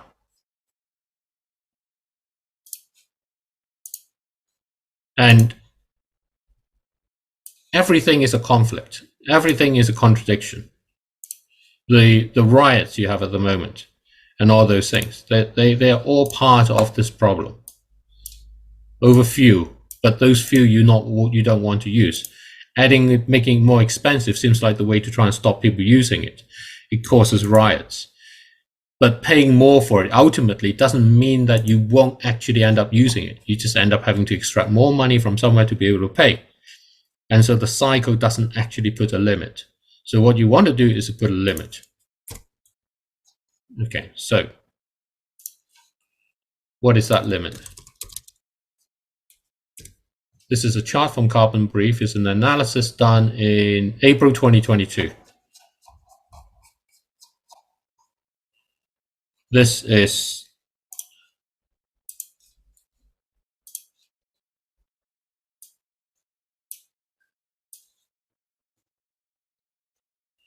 the emissions and some of those scenarios. I'm going to drop. Okay, that's for completeness. Include that. Okay. And then I'm going to show it into here. That's too small to see in that way. But the one I want to show, I'll crop it into that so that we can then see.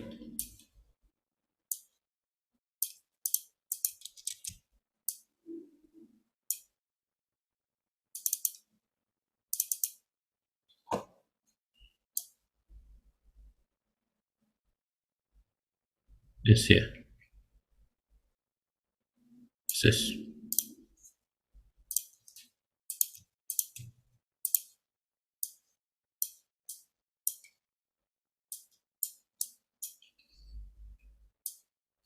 That C6 is meeting all of our 2030 commitments with moderate action after. It takes it to a limit of 2.7 degrees, which is not what we want. Current policies takes us into the one below.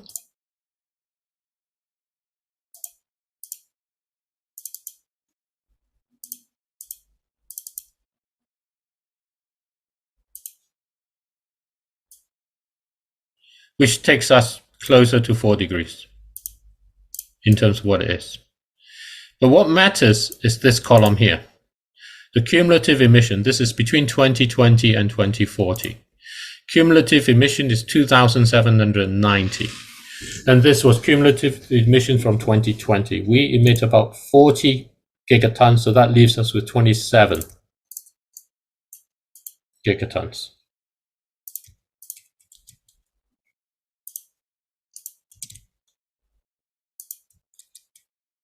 No, did that not work? That didn't work.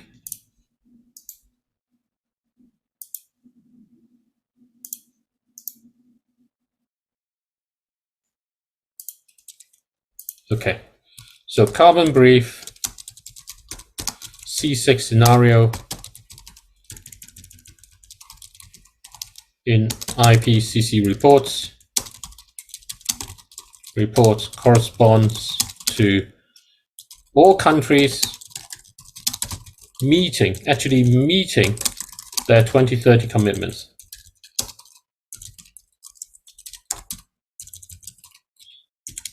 And moderate action after.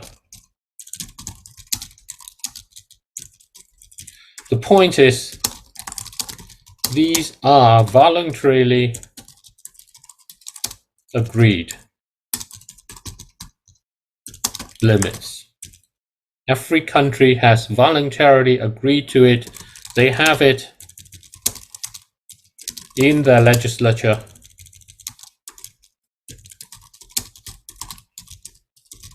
There is no reason not to enforce it.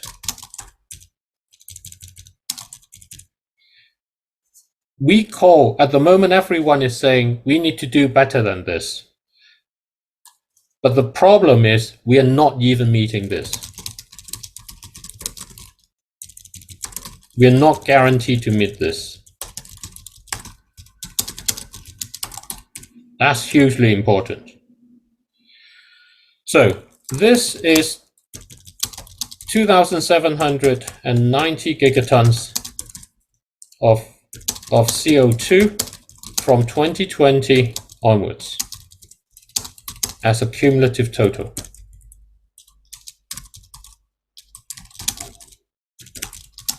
And a median warming of 2.7 degrees. But what matters is this. So I'm going to take out the median warming because that's just a distraction. We emit 40 gigatons of CO2 a year. This is 68 years from now. We are committed to using no more than 68 years worth of oil, gas, and coal, and force it.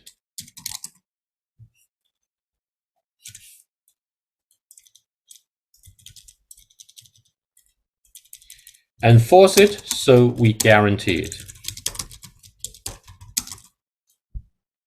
Okay, so Now, we could talk a lot more about all the issues and stuff that other people will then have and say how this is not enough. But the point is, this makes it possible to improve.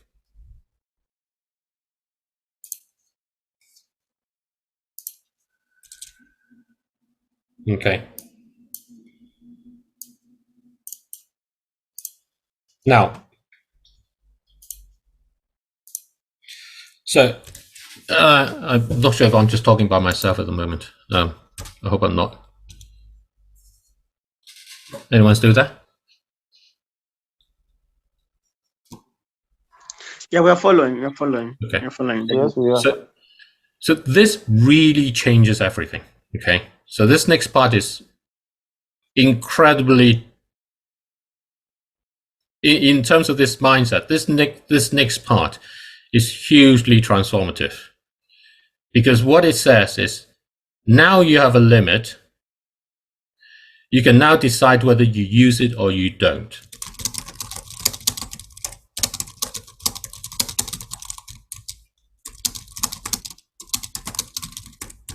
So think of this as a ticket to watch the World Cup final. Okay? At the moment, we all think, what do you do with a ticket? Use it. Something like the World Cup final.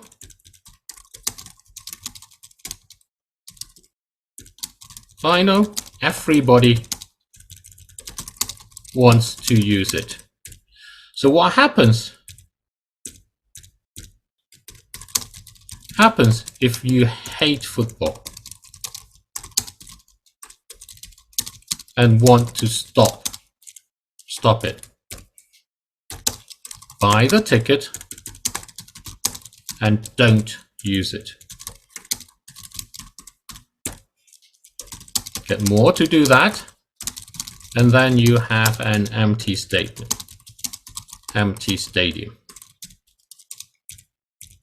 Now, think about what happens. Now, everyone has that choice to be the one to go to fill the stadium or to keep it empty. And so you put that choice to people in that way. There is a price where someone wanting to fill the stadium will be happy to give up that seat. And it goes the other way as well. Now, this is how it is where you already. Now imagine this in the opposite way. So let me just cut that out.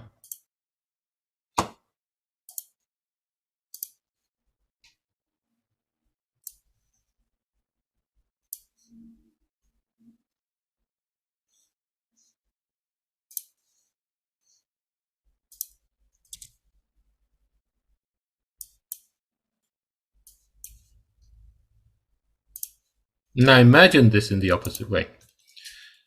All the people who don't want to fill the stadium holds the tickets.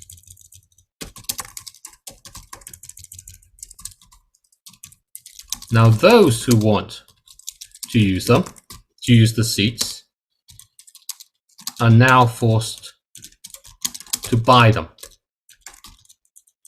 There is a price where people not wanting to fill the stadium is happy to sell, to have someone else use it. Use it. Some will never sell. Okay.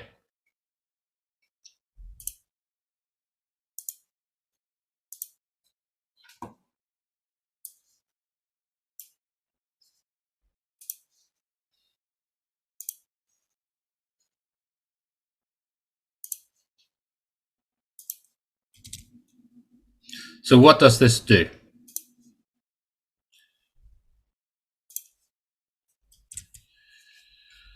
So one, with the limit, tokenize every unit, every ton of coal,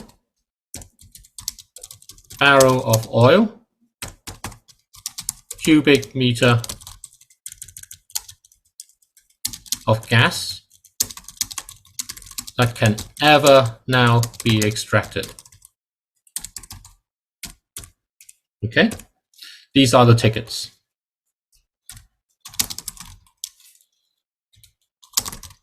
These tokens are the tickets. 2. Make production on demand conditional on redeeming a ticket. When you go to the final, you have to show your ticket. Your ticket that is taken away, torn or whatever, so it cannot be used again. Okay. 3. Distribute these tokens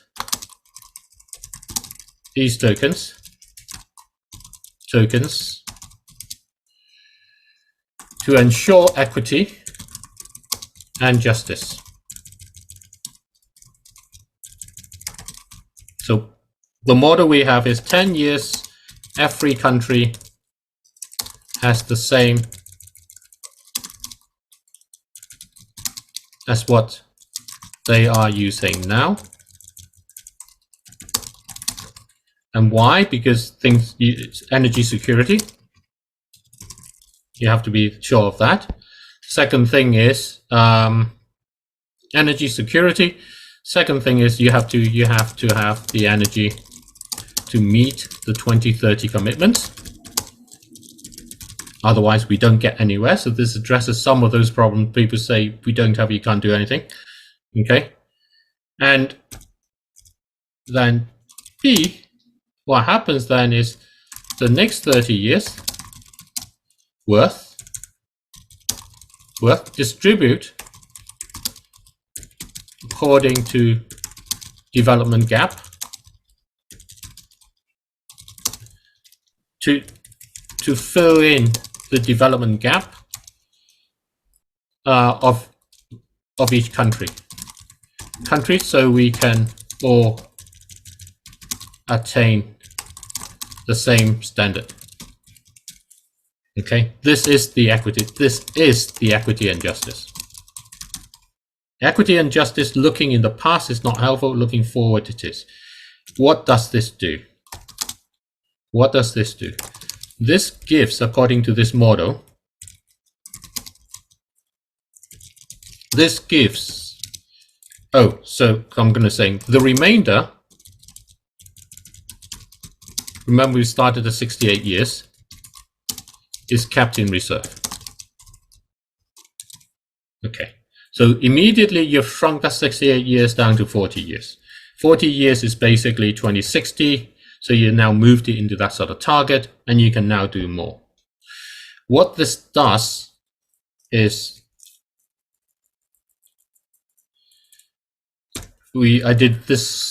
our model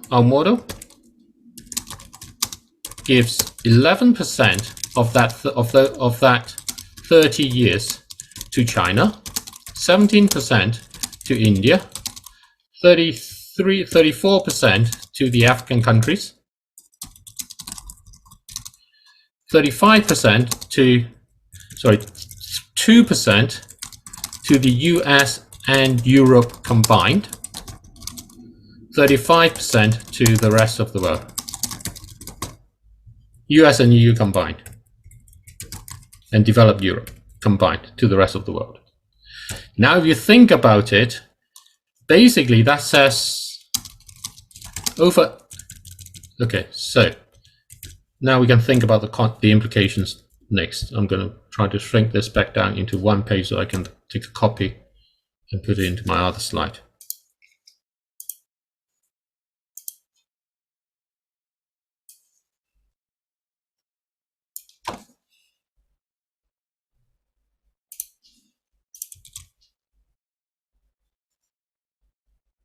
Okay. So what this does is to say over 80% of the allocation now goes to countries that most need the use to stop. So you now hold the tickets. The countries which need the use to continue have to buy it. So two things happen. One, you can turn the tokens from tokens for extraction into tokens for conservation. Retire them formally, so the ton of coal, barrel of oil, or cubic meter of gas can never be extracted. 2.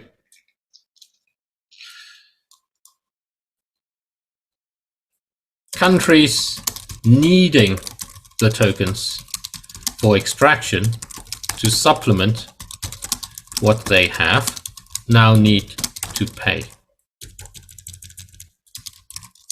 The price is for your own negotiation. This may be a hospital,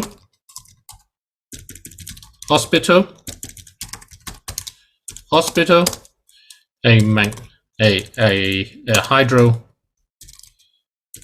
a water harvester. By the way, I'll talk about that later. That goes into EACCGN. A water harvester, off-grid technologies,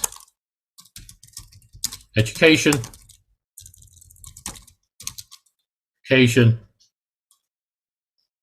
whatever that may be, or just money.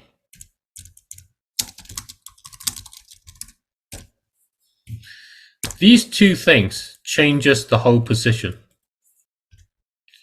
of the whole climate situation. What it does is you can now keep them out in the ground, and the cost is flipped the other way. You have to pay explicitly for the right to take it out. And the tokens that you can retire, what happens is that the insurance industry can be made to require businesses, projects to buy these tokens, these perfect offset tokens to tokens. And the reason why is because climate change worsening the cost of climate change worsening cannot be covered. Climate change worsening would destroy the industry, destroy the insurance industry. So this way, this is the upfront cost that is embedded into every policy. Either pay a high upfront cost. This is not the upfront cost. This is the payment amount, the required payment amount, damage amount that is not going to be covered. Not going to be covered. I need to find the right term. That is embedded into that. So you crash a car, your insurer will need you to pay the first $100 or something. $100 yourself.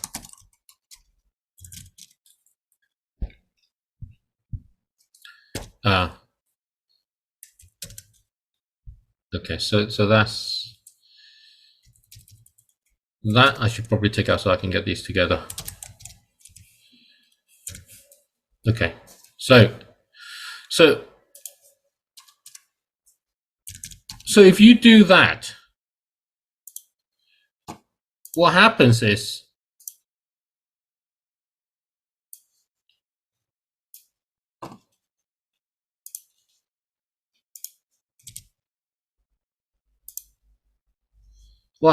if you do that is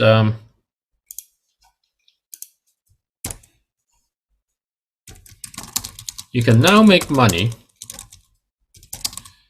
by directly keeping oil, gas, and coal in the ground, and by extracting them. You make it possible to create a path so that we can get to where you are. And then you have this thing. How do you then go along to this? Well, there are two ways you can go along with it. There are three ways you can go along to this. How can you make it happen? There are three ways to make this happen. One, the entire oil, gas, and coal industry voluntarily agrees. Two, governments agree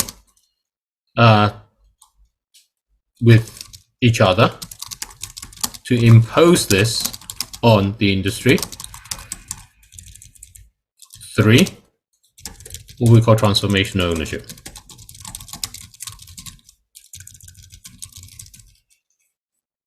Okay.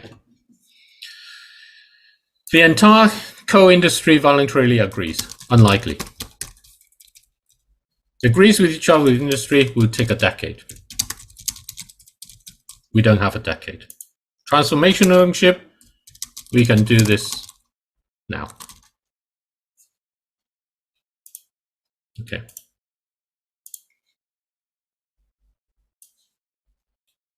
So that's what this is. And we can do this with COP26 and with COP28, and COP28 is perfect for it. So forgetting about all the rest of it, I'm going to go on. I'm going to now talk about transformational ownership. I'm going to do that by bringing up this. Let me put that into here because it's easier, and then people can all see, and I'll have it here.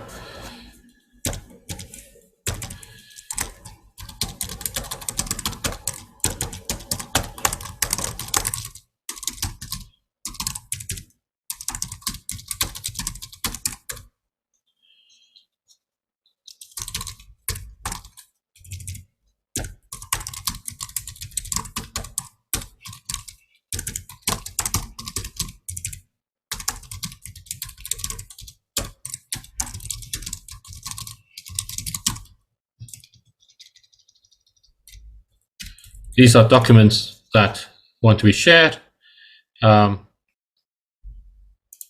looked at. They were made over different times, and we think they can really help. So I'm just going to put that there. Okay, the one I'm going to look to is this one here, and then this, maybe I'll do the spin the world one. Actually, I'll do the spin the world one. This is the okay. So the idea is protect the planet. Just like that. We don't have to talk about this. 2023 is crucial, and this repeats many of the things that we're talking about. And I'm going to go right down to the mechanism. This is how the benefits of what it does and that we've been talking about. And here's the part. People own these companies for the money they give them. Can you see that? Can you read? I don't know if you can read the amounts in the chart. Am I still sharing? I am, yeah. Just checking, yep. Okay. The amount that's paid out in dividends to shareholders is about $150 billion a year. If you think about climate finance and calling for $100 billion to be spent and given to the, what's termed the global south, I really wish we can find a better word for this. The countries of our future might be a better way to say this versus the countries of our past. To the countries of our future in that way. It's $100 billion and we failed to do this. Okay. Transformational ownership turns this and fills that up in the middle with this.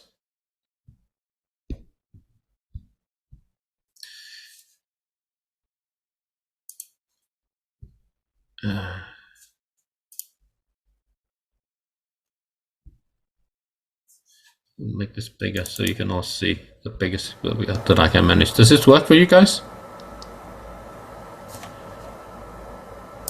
I hope so. Yeah. Okay. Okay, I'm not sure you're hearing me at all. So like we said before, every one of our activities that we do uses oil, gas, and coal, basically. So if we take money from this, what we can do is basically say, every one of our activities essentially has to have contribution to limiting the amount of oil, gas, and coal that we do. And 1 day's worth of all of our spending in the world, the top 2,000 companies, their total revenues of the top 2,000 companies in the world is about $50.8 trillion.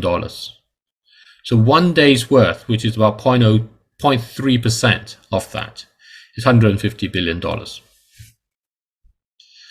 The owners of these companies are not individual evil people or whatever. They are just generally people all around the world for whatever reason, just like any sample of people around that you have, and they're state institutions as much as everything else.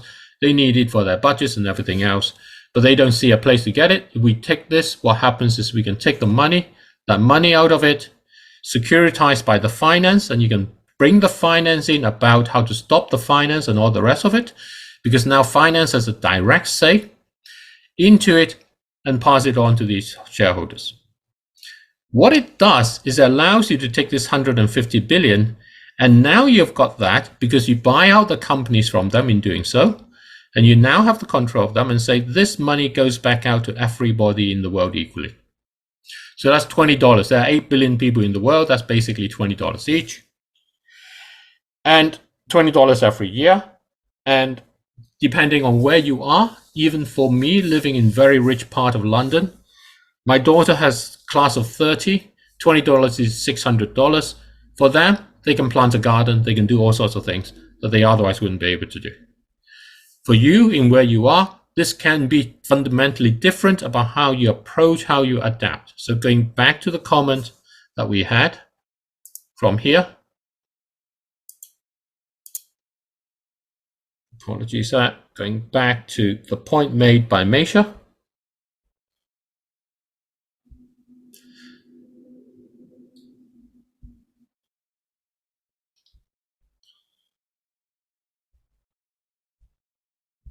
I think may have been here.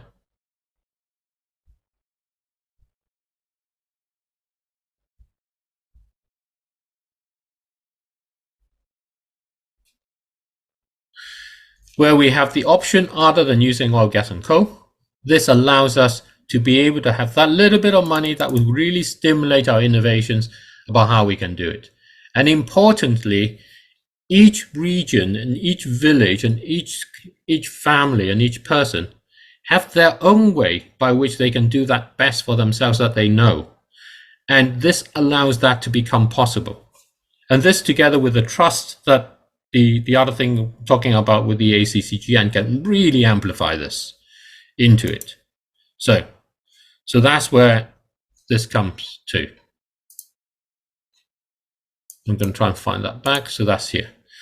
So in doing this, all you've done is you've taken 1 day's worth of the world spending to completely transform the ownership of oil, gas, and coal, allowing the people who need this industry for their livelihoods to continue, putting in an ownership that actually respects the limits of the planet and can enforce a limit which everybody has implicitly agreed to already. In doing so, you allow it to make it possible that all the people who want to keep the seat in the stadium empty and not for them to be used up, to keep the oil, gas, and coal from being extracted, to make money keeping it empty, from keeping them being used,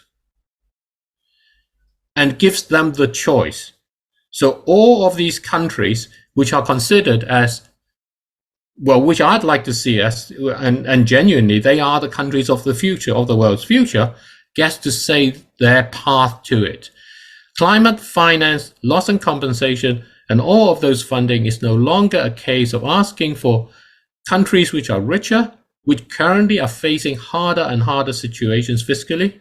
France with their riots is the expression of this, to say, you know what, if you want this oil and gas and coal, you have to pay. And that way, we can actually work together towards how we build a better future. And the money from the industry, because the tokens just gives you the right to extraction, you still have to pay for the goods. And that money goes directly and equally to everybody in the world. Everybody sees a payment in the M-Pesa. And they can do what they like with it and how they like with it. They can group together as communities to use it to build what they need in their own places. This doesn't hinder the efforts that are currently going, but it does mean if you create a renewable energy plant, you can actually call your clients to then say, actually, we'll change the tariff a bit if you buy these tokens. So that these conservation tokens, so you actually make sure what we no longer need to use in oil, gas, and coal will not be produced. You can give them to a nature project to try and regenerate a nature. Kaka and I have talked about a project for waterfall Maasai of looking at how to preserve the heritage of fundamentally a pastoral community in a world facing threats to that lifestyle. You can finance it with these tokens, which can then be used by people who are now required to put as part of their effort to conserve the planet by buying these tokens, because these tokens now immediately, explicitly conserve the planet. So if you're insurance industry, it's just part of your risk management. You're requiring everybody to share the risk. We can't transfer it from one to another. We all bear it. It makes it all possible in that way. And then what happens, amazingly, as you do this, is this part. A token for coal will create twice as much emission as gas. So it's equivalent to 2 tokens for gas on emission basis. So if you're a country that has huge amounts of coal, you can actually exchange them to be gas, to allow people to use gas.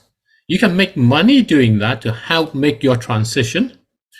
And in doing so, you get more energy for the world, you create more money for people, and you are allowing your own country and the people in it to move to a better future.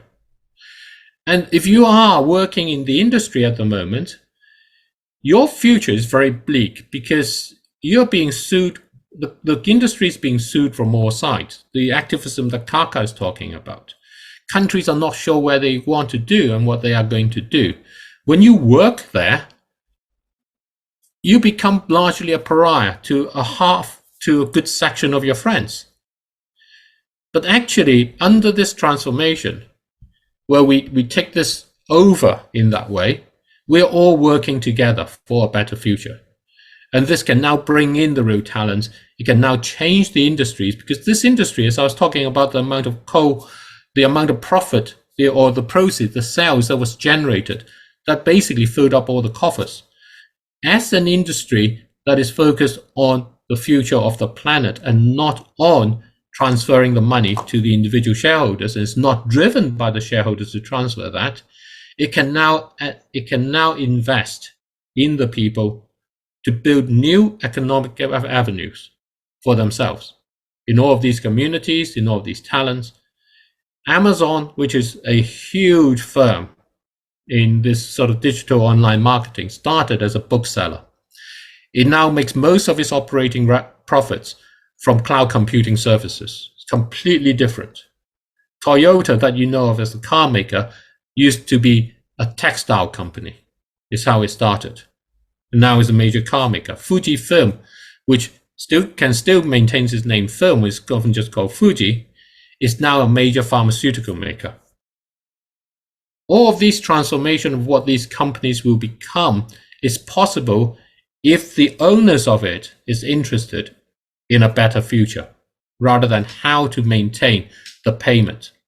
And we maintain that payment through the activities we do, and it becomes a curb on our own activities. This all works well when we can keep those activities up, everybody benefits, and that becomes an incentive for everybody to be involved. So that's what we call transformational ownership. The great thing about it is that if you take a look at the calendar at the moment, we're somewhere here, we have COP28 along, you have the Olympics next year, where if you make a big noise to say, but it has to be an organized noise, it has to be a wave that moves, not the sort of stormy ripples that just tosses you up and down and makes you seasick. It has to be a wave that you move so that it's really fun to surf on. In COP, but you're not going to do it inside COP because COP is in the middle of the Dragon's Den. Get close to it, you're going to get burnt, but we can go around it all around the world. In a chorus of celebrations all around the world. And then COP finishes on the 12th of December. This is a Christmas present to the world. 2024 starts with the hope of the Olympics, the best of human achievement. We could take it on a roadshow to every village, town and city in every country of the world together with the torch relay. And the Olympics is in Paris. We complete with a commitment with everybody to turn that final step to go from Paris to Paris. 2025 is the 10th anniversary of the Paris Agreement. And we turn that into a way in which we have a genuine enforceable mechanism, enforceable by the only people who can enforce it, which is everybody who spends money. It's our choice. And because every business needs customers and every country and every government needs businesses, we are the people with that superpower. We're the only one to enforce it. And that takes us, basically completes that decade of the Paris Agreement. We turn this disastrous situation where you have COP28 taking place in the giant lion's den of oil and gas into genuinely a new chapter to a better future. So that's what I wanted to talk about. So, okay, I'm going to stop here. So this is the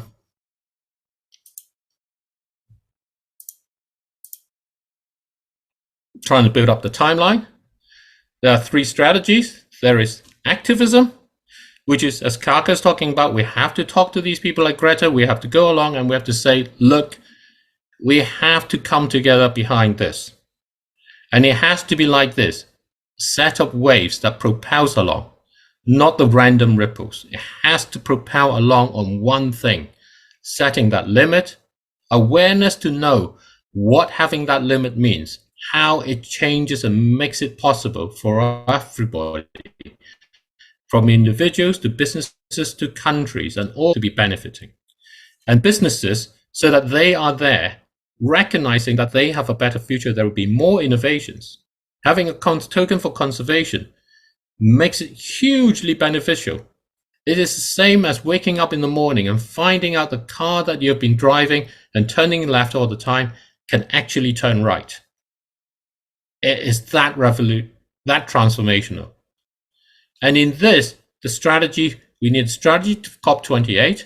We need to do this in a way that basically takes it without having to get bogged down. This is about creating a chorus of celebrations locally across the globe. And they need to be celebrations. They cannot be protests. You look at the riots that are going on in Kenya at the moment.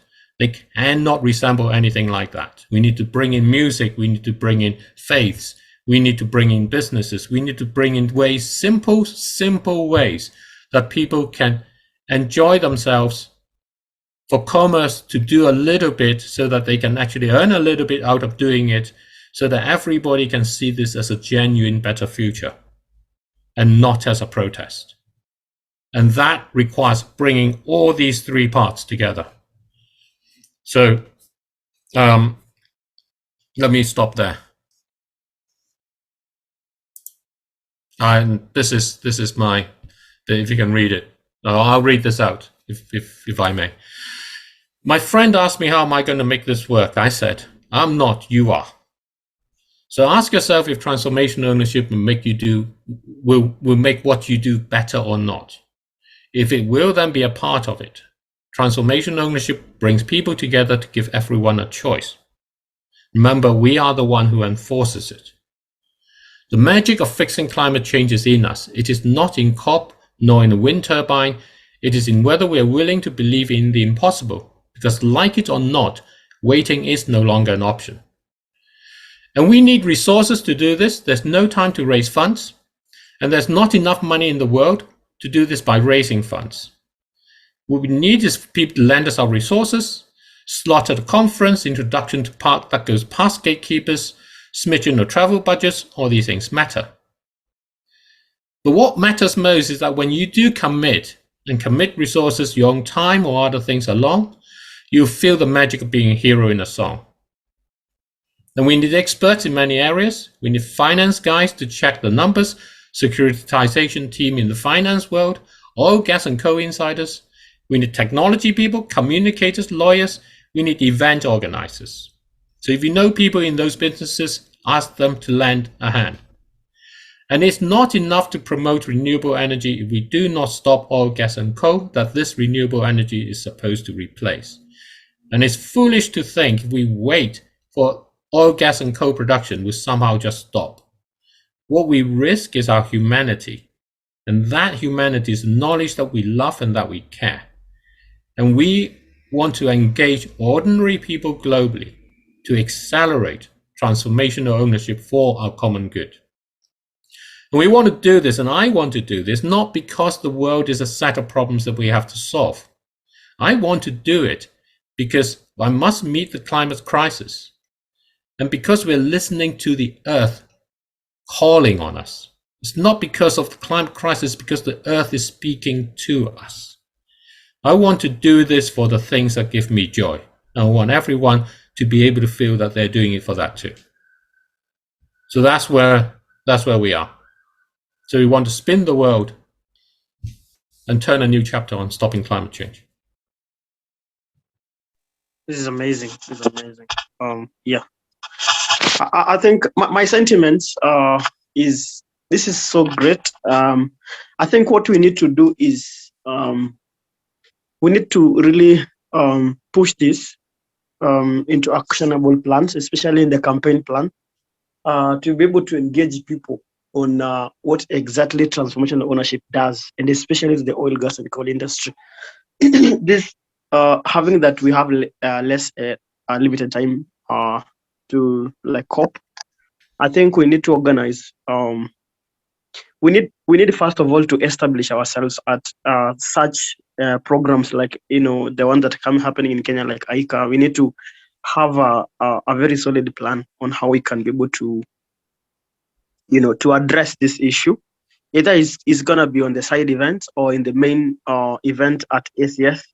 Although I know for ACS is the government is as usual targeting the fossil fuels industry, so you'll find that most of the speakers are being brought by the government and all kind of corporate and everything. But we can always think on the issue of how we can be able to economize spaces with the youth platforms like African Climate Assembly and also African Climate Week. And as we approach to African Climate Summit, I'm pretty sure we'll be able to be having something substantive that we can be able to share to all those heads of state they come to Africa. Likewise, we need also to stretch our hands also to other organization like Laudato is a faith movement. I think we need to. I don't know whether you talked to who was the guy? I'm forgetting the name. I remember the name. There was someone you have to reach out to. I don't know that you did that. But we need to connect as well with such. Recently, when we did, there was an event we did in St. Mary's in Nairobi, and I'm thinking on how we can be able to have children's department as well in this. And I think we did it a successful one that was covered in the Voice of America. The session one, part two of what was shared initially. I'm also thinking on how we can be able to. We already have contact with Friday for Future. We can bring them on because, of course, they are all for goodwill and they are willing also to approach this in a different angle. I'm pretty sure everybody's tiresome of lifting the advocacy and awareness, but they're not bearing fruits. But with the good approach and otherwise, it's gonna make a lot of impact. The other target is media. I know media has got a very wide coverage, which we can always pull them on board to be able to make sure that they also take this message to even ever communities, let's say grassroots people who probably can't make their ways to CBD or any other places like Nairobi or any other city, big city, or whatever it is. I'm pretty sure that their voices also count. If you look at, for example, one of the lifeline, for instance, in the climate clock, they say 43.5 million square kilometer of indigenous land that didn't be protected, which is very, very true. These people, if you look at most of the water catchment areas, for example, in Kenya, the people who live there are grassroots people. And those are the target areas that we really need to make sure that the voice of those people also count. I was looking into a story. It was done by Victoria Lumele. I think she shared on the Voice of America. You can probably check the link on the chat. Of a story after the lifting of the ban of logging here in Kenya. There's a story that was captured by Victoria in the Voice of America. And if you look at that story, it's an old woman explaining her story on how the landslide happens in a place and how it is separated high with the children. It's really, really a story that has gone really viral. I think it has accrued about 2.5 million views in different parts. So such stories really. I know we working with Collins. We're discussing about the issue of, for example, like honey and bees. These are things that are found in the natural habitat where it can only be found in indigenous people's community, and they're the one who, because if you look at, for example, if you kill a bee, for instance, there will be no life because pollination happens everywhere, and that's how we get to get plants and everything. So, and most of these things are found in indigenous forests and such places where we have the indigenous lands. So what I'm thinking is maybe at around let's say 10th of August, if we can have a general meeting, I am going to push out to ensure that we have got a representative from different parts, whether it's South America, that wherever it is, but at least I make sure that there's at least someone who is vocal in some area, either it's civil societies, whether it's Christian-led organizations in climate justice, whether it's PACJA, whatever it is. South Africa, you can also get some people who are working with Sun Africa. I think they were here in Kenya when we had African Energy Summit. I talked to a lady who is actually a journalist who is going to be also in COP28. So such stories, I want us to make a general call, and if you can just do like a share of what you just shared, like what we've done just now, gone through every bit, let people understand, because this is also that part of education. People really need to know how does this one comes in, so that when we do this, when we are doing the events and maybe people found this information online, they can be able to react because they already know what is happening and how can this one positively contribute to how we can be able to control oil, gas, and coal. The last other bit is the petition that we started. I was talking to Lesinko yesterday, and I'm happy because the judge for EACCGN who was there initially actually paved the way. He went, and that's why they were in a break for about 3 months, but now they're going to be back on session. That's why we stopped a little bit. And the good thing is we are for up to where we are now, at least you can see we have got away, because the judge that is now there, it was one of the lecturers for Topua Lisinko at the University of Nairobi. And what we want to say is, if only the court at EACCGN can put an injunction to EACOP, I'm telling you it's going to be a win for Africa, because this is the longest project that has been really I think the people will look at EACOP and say, if EACOP is doing it and people are making billions of money, Total Energy is doing this, why not Nigeria? Why not Aliko Dangote to explore more oil? And why not Namibia? Why not any other country? So that's the story continued and build up. But once we have a way of, if the EACCGN court can put an injunction and say, we stop this fast for further investigation, whether it's compensation or whatever it is, then from there I think we can be able to have a way of doing it. So I'd like to just add this part. Yep. What transformational ownership will do is to allow you to actually address what projects needs to be done. It gives you the control to say, not this one, we can explore somewhere else. We can explore in other ways. We can do other things. As the owner of the project, as everybody in the world becoming the owner of oil, gas, and coal in that way, what it does is allows us to recognize that it's all part of our commons. And so a lot of the conflict of EACOP is about how the local communities are treated. It's about the land that is being taken away and all of those things. That conflict exists at the moment because the pipeline manufacturer and the companies, Total Energies, and the Chinese company behind it, and the national oil companies and so on, their mandate is not the same as the one that we want. And so we are trying to get them to change their mandate when their mandate comes from their owners. So if we, under transformational ownership, we change that ownership, it goes back into the picture that I had about how that change of ownership comes through. I'm going to just share that one more time. And so I think, and I want to say that because what I want to express with it is this aspect that this actually makes all our efforts and supports all of our efforts. It doesn't take away the need for them. It brings them and their reasons and motivations better. This is money that we spend, that we use in order to give dignity to the planet and all on it. And in doing so, we actually benefit everybody and the planet. So EACOP is part of that. So I think it's very important that we get understood and be supported.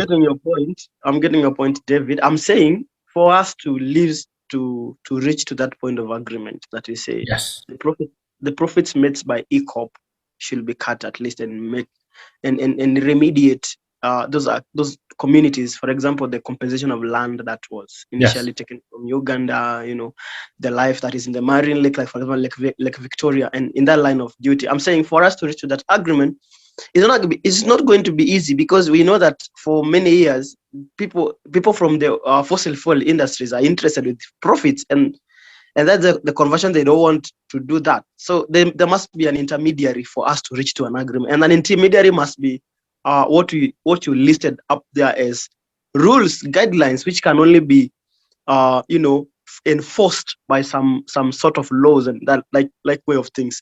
So there's the sort of reaching to an agreement but first saying that this is wrong. We have first to point out and say this is not right. This is violation of democracy, of human rights, and all that kind of line of duty.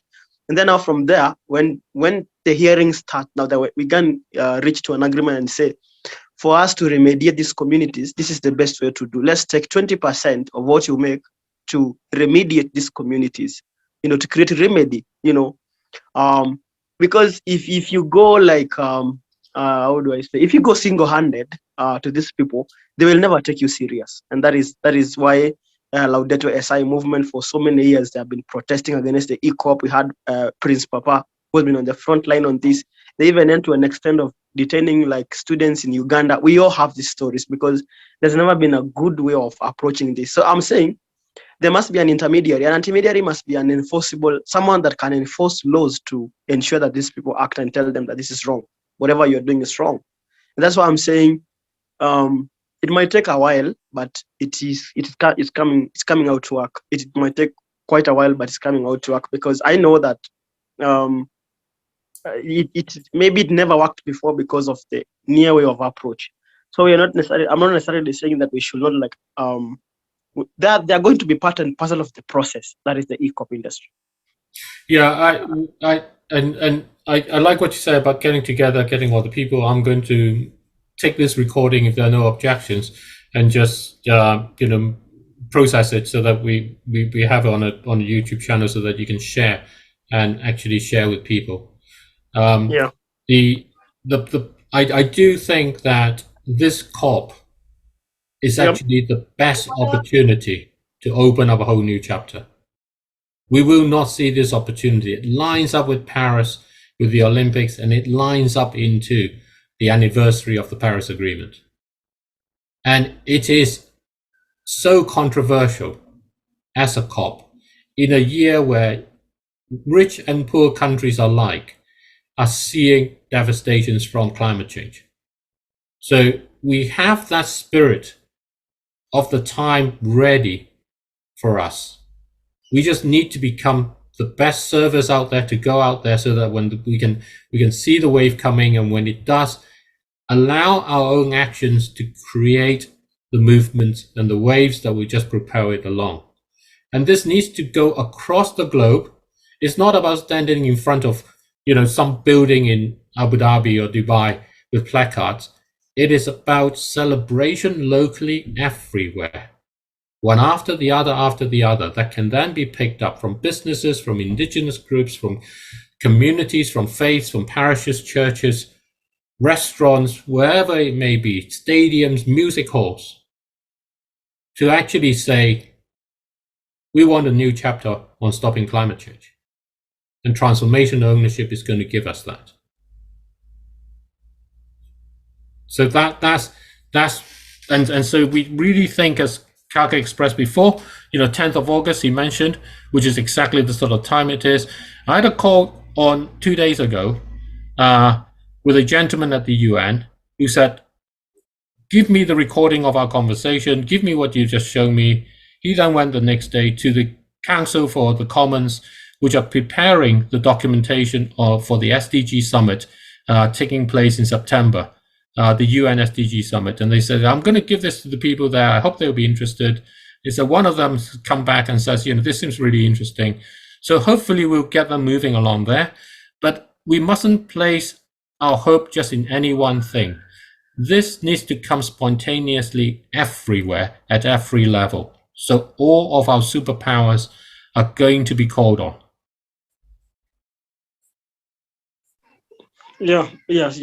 That's it. So I probably maybe we give the rest also maybe what they can say, maybe Thaddeus and Collins, I see they're here.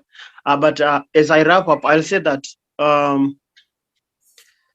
I am trying to check also on solutions that you are providing.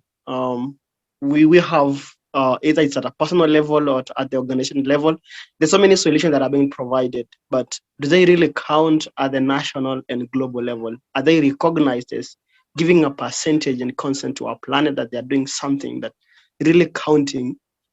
This is also another part that we're actually missing out, because if someone today comes with an invention on how they can be able to use sun, for example, maybe solar or whatever it is, in a small scale, it does not necessarily contribute to the bigger scale or to the national scale. And that's also what I'm thinking, that transformational ownership should also think in that line. When we have, like what Collins explains to us last time about the peanut butter lady who maneuvers and create a business through what they do.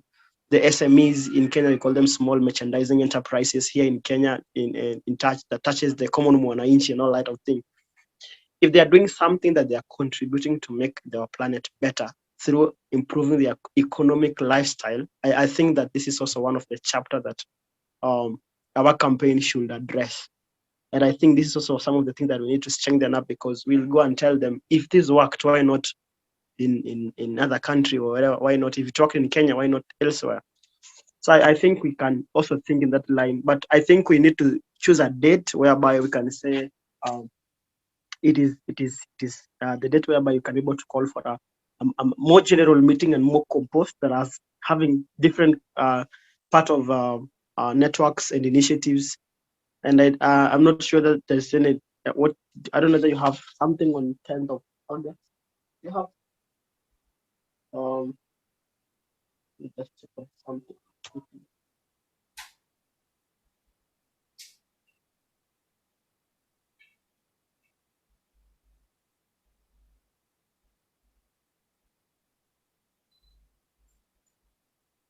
So I'm not sure who. So Collins, I see you just joined. Major, you were there from the beginning, and Thaddeus as well. Any thoughts before we wrap up? Thanks, David. Thanks, Kakato, for this. Sorry, I joined a bit late. I wanted to get somewhere good for my internet. Maybe, David, if I would request, because it has been a very insightful discussion, if it's possible to break down the whole discussion into like a summary table, activism, the awareness, the business model, something, so that we're able to align each of those components into our EACCGN activities in a way that we can actually even track. I will be maybe happy to have that in a summarized form. Secondly, I agree with even what Kaka has shared. Part of activities that we are also planning to do, and maybe Kaka knows well from the community around. Yesterday I had a meeting with the community because there's a GF UNDP project that I'm reporting on for the communities. And what I heard from the community is somebody who challenged us on capitalizing on the story behind what we do. And I think, David, you had initiated this about maybe the water, the Masai, and this part of that. And I think that it's also something we need to work around in an innovative way as part of activism. And I'm beginning also to understand there's some good things coming up from even the Presidential Directive. Recently, I've seen a Presidential Directive in terms of protecting the corridors for wildlife, issuance of permits for projects within conserved areas has to stop. And I feel like this is already good information from where we sit. And we can tap on that to ensure that our climate action voice spreads through the communities. So I think it's if we are able to align, because I feel like this discussion, if it was even at a national level, it would be very important to feed into what some of the things that the government is trying to do. So for me, I think if we are able to break that into the 5 components, then align into the activities and the different partners and the group that we are collaborating with, and then we are able to actually track progress. Like if it's this first part, who are the guys on this? What actions are we planning to do? When? As we move forward. But it's very insightful and resourceful for our planned activities ahead. So thank you so much. Thank you. That's really helpful. I think if you have time, actually, it would be great if you can help me do exactly what you described. We can get on a call together and just prepare that. So let us know if that would be possible. Let me know. Okay, yeah, it could be possible if yeah, it's possible. Yeah. So sorry. Sorry, I think was it Mesha or was it? Yes. Yes. So actually, I'm among the lucky who have been in the meeting most of the time. Actually, from the beginning. and I can say that I've learned a lot. Actually, it has been more of an eye-opener. And I think from the last time when we met in HH Towers, I think I'm trying to get an expansion and a clear view of what should be done and what we think is right, which is not right, but we do it as a right thing. And so I'm thankful for that. And maybe I'd make a request that I realize that you've been saving what you've been writing all along, maybe the points, the main points, the important ones, and you've been maybe putting them together. So I'd request that maybe after the meeting you can share with us, so that at some point, maybe when we may need maybe use them somewhere else, we can we'll cite you, of course. But Oh, don't worry. It's, you know, we'll at least, yeah. Don't need to cite me. It's not, but this is great. I definitely, and the first thing I'm going to do after is when Zoom has processed the recording is I'll make that available. And then, you know, I have a Word document that we piece through together. In that way, I'll make that available in there. And then, and the link, the links I showed at the last part, those relate to documents to download and to pass on. And so absolutely. And incidentally, as I said, it actually works much better to have someone like you to be working together, as Collins is describing about what they need and you and so on. So if you can sort of think of a time when we can just get online together, then we can do that. Hi, David. Yes. yes. And for the team that we've had, then from the look of it and the sentiments that I would probably like to contribute is, one of them is that Kaka talked about, and I remember I reached out to him, but unfortunately I believe he's been very busy. I told him for us to be able to plug into this is that the youth has to come in. Like, for example, most of the time, David, you talk about projects that are within and supporting the issue of sustainability and youth, because they are part of the SDGs. And my point, I told Kaka, and I remember when we had a meeting in town, there are people out there, and especially youth, with very good projects. So I told Kaka that this youth, and especially in the university charters, should identify at least 4, 5, 6 particular projects that are very good and that are supporting the agenda of sustainability. When those particular projects are brought up, they are looked at, and from that particular point, from the EACCGN point of view, they will look for ways of plugging in, just like you talked about plugging in for the purchase of transformational ownership. Now you create transformational ownership of having people plug in to support this youth. When these people support this youth, then this will attract the other members from the university charters to come in and become part of the EACCGN group, which means you grow that group within Kenya, because the EACCGN has plugged in to the youth projects that are in different areas. That is in Kisumu, the one that we talked about in Murang'a, the one that we talked about in Kajiado. Now, with that particular thing, it also runs up to the issue of transformational ownership, because you see now, the plugin is not only Kenyans that are supporting these youth in projects, but it is global wide. Somebody that believes in what these youth are doing and helping them put up those projects and products into the market and create employment, then that comes up in. Then with that process, then you bring in the transformational ownership of the oil, gas, and coal. Now, Kaka talked about the issue of reach up to everybody globally over the whole issue. That is exactly what you're talking about here, which comes into the issue of the social media. And there's one thing that is very important, which is called the youth. And most of these youth are in, the greatest percentage of the population now is youth. And Africa is driving this. And that's why when you looked at the contribution, I saw you giving 34%, beside the 35% going to the rest of the world. That means CACA and the EACCGN have an ability to reach to others of the same kind through social media all over the world. Sell the agenda that you have spoken for the last 3 hours out, put it on social media. That thing will speak up by the time we get to COP28. That information has reached out.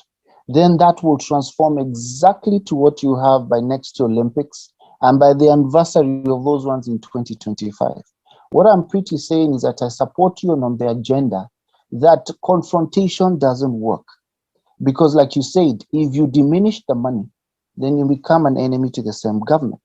But if you work with the same government and a contribution of the same and change mindset and create an alternative and ensure that you control the quotas, as you said, because that is quotas, then it will be a win-win and it will make the Sorry, you can't mute.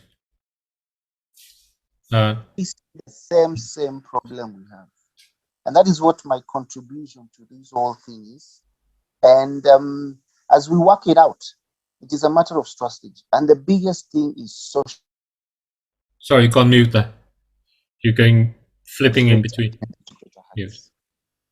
So that's what my contribution is, David, and to the rest of the members. And let's see what we can do. But I support the total agenda of what we're doing. Would you mind if I have someone, Timothy, who used to work for We Don't Have Time, helping? Would you mind if I get him to connect with you and actually to take what you're saying a bit further and think about what that means? No problem. However you want to reach to me, we can be able to talk and see how we can be able to do it. It's better. Yeah. It's okay. Yeah. Thank you. Yeah. I will do that. And then. And Kaka should poke holes into that and see whether he really advocates to that and he sees whether that will help in the agenda that he's talking about. Because the confrontational, especially at this particular moment with the world starved with money as it is not going to be very good. I can tell you it's going to be very rough and the governments will come out so strongly. And like you said, carrying placards in Dubai and that time will not work.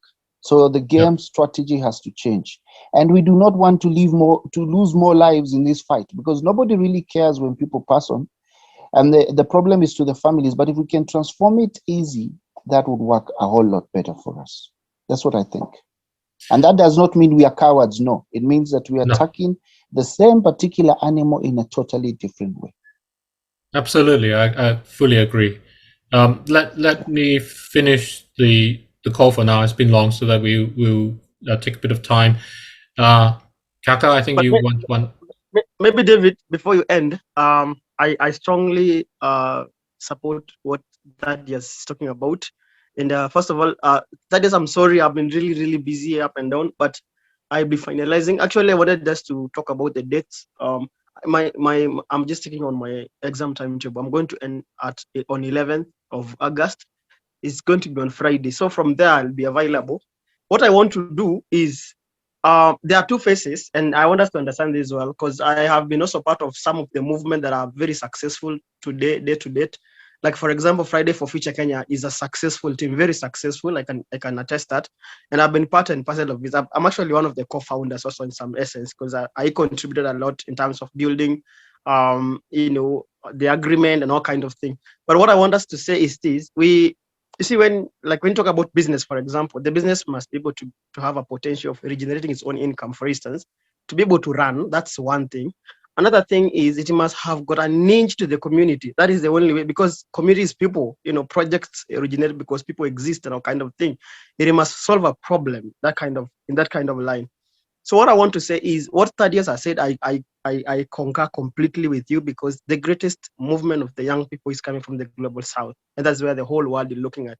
If you look at what Ingamata said last time, says she was very impressed when she see the turnout at COP27 in Sharm el-Sheikh in Egypt, that about 62% actually were from the young people from the global south, which for sure, if you go by the fact and the truth, is that the global south has got a lot of, is facing a lot of climatic crisis, which is true. We all know that. So what I want to say is we can pitch this into EACCGN, because I think for the longest time, David, we've talked about why we need to inject this into students, because they are non-political.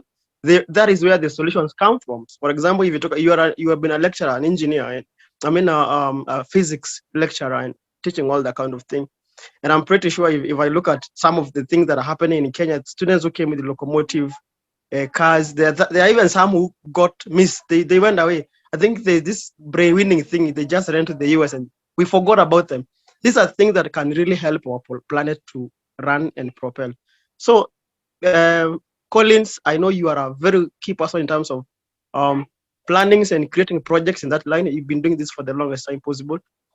What I want to say is, let us make EACCGN, let's pinch EACCGN to come to be a center for different economics entities, different generating income entities that can collectively come to contribute to the national level. But alongside that, let transformational ownership be the campaign all over the world.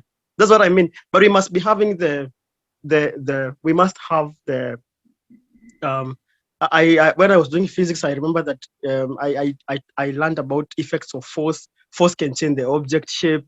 Force can, all that. There's so many. So also in that line, we must also be able to say that the project started in Kenya and it has got its roots in Kenya, and now slowly but surely it's progressing to, let's say, Zambia or wherever it is. We must have bases where this can work it from, and now through that we connect it to be a global voice that is going to add up now to our contribution to this COP conferences, and say this is our way of approach. This is what we can be able to solutions that we are providing in that line. So we shouldn't stop the global campaign for transformational ownership, and that's what I'm saying. Let's figure out as a team. Let's figure out from 11th, because I'll be free from 11th. Let's figure out which date suits as well, and then we're going to mobilize. We're going to bring as many groups as possible, even from the place like Nauru, which is the smallest country. I think I shared about the issue of birds and all that. There are activists there. In India, there are activists. Someone like San Siro, they are doing very, very great works over there. Let this be a global movement. But then when it comes to like changing lives in terms of mobilizing the young people to provide solutions, we can pinch these in EACCGN. I'm trying to find Prince Papa. David, maybe I think in this team, if we can have Prince Papa sentiments onto this, I know he's a young man that can really contribute and give us also some sentiments, that line. So let's figure the dates from, let's say from Saturday is gonna be 12, Sunday 13th, whichever date I'm gonna set, let's do it in advance. And David, if possible, I've been seeing this, that most of these meetings are supposed to be registered in time, and then someone gets a link. Can we be able to have a Zoom meeting under transformational ownership that someone can register even 3 days prior before they join the meeting actually, because that can really help us, because it gives someone a reminder that line. And there's another day, I think I just asked the same thing. You think in that line? Yeah. We'll set those up, and I will figure that out. I'll talk to Tim, whom you spoke to as well, to help. And just one thing I think it's really that from what you say, and we haven't said it before, is this aspect of what's called the diaspora. It's all the people who have come from, say Kenya, but moved to other countries. Yeah. And connecting that part, because Africa has moved to every other country. Yes. And just to say this, I was when Ruto was campaigning to be the president, there was this hustler movement, which was a very big narrative that persists everywhere. And I know Collins and those that we come from Kenya knows this. And Ruto had about, let me say, about 38.6% of support from diaspora. I think I have a whole WhatsApp group that has got diaspora people in Kenya. Actually, yeah, in Kenya, who are about 650 something, who are in the UK working. And one of them was campaigning for Senate in Kajiado County. It's called Honorable Kilelu. I think they did yesterday. The other day they did I think a borehole. Not a borehole, but a dam, something of that. I can share photos. So if you can connect with them as well, that some of them are young people in that line. So yeah, I get your point, David. Yeah, let's go with that as well. Yeah. Okay. Thank you. I'm going to end the meeting. I'll process it so that there's a link available. So please forward that along. And I would just make the Word document as this, or the Canva thing that I've been pasting it into something that we can just connect it all together. But thank you. So until next time. Thank you. Thank you.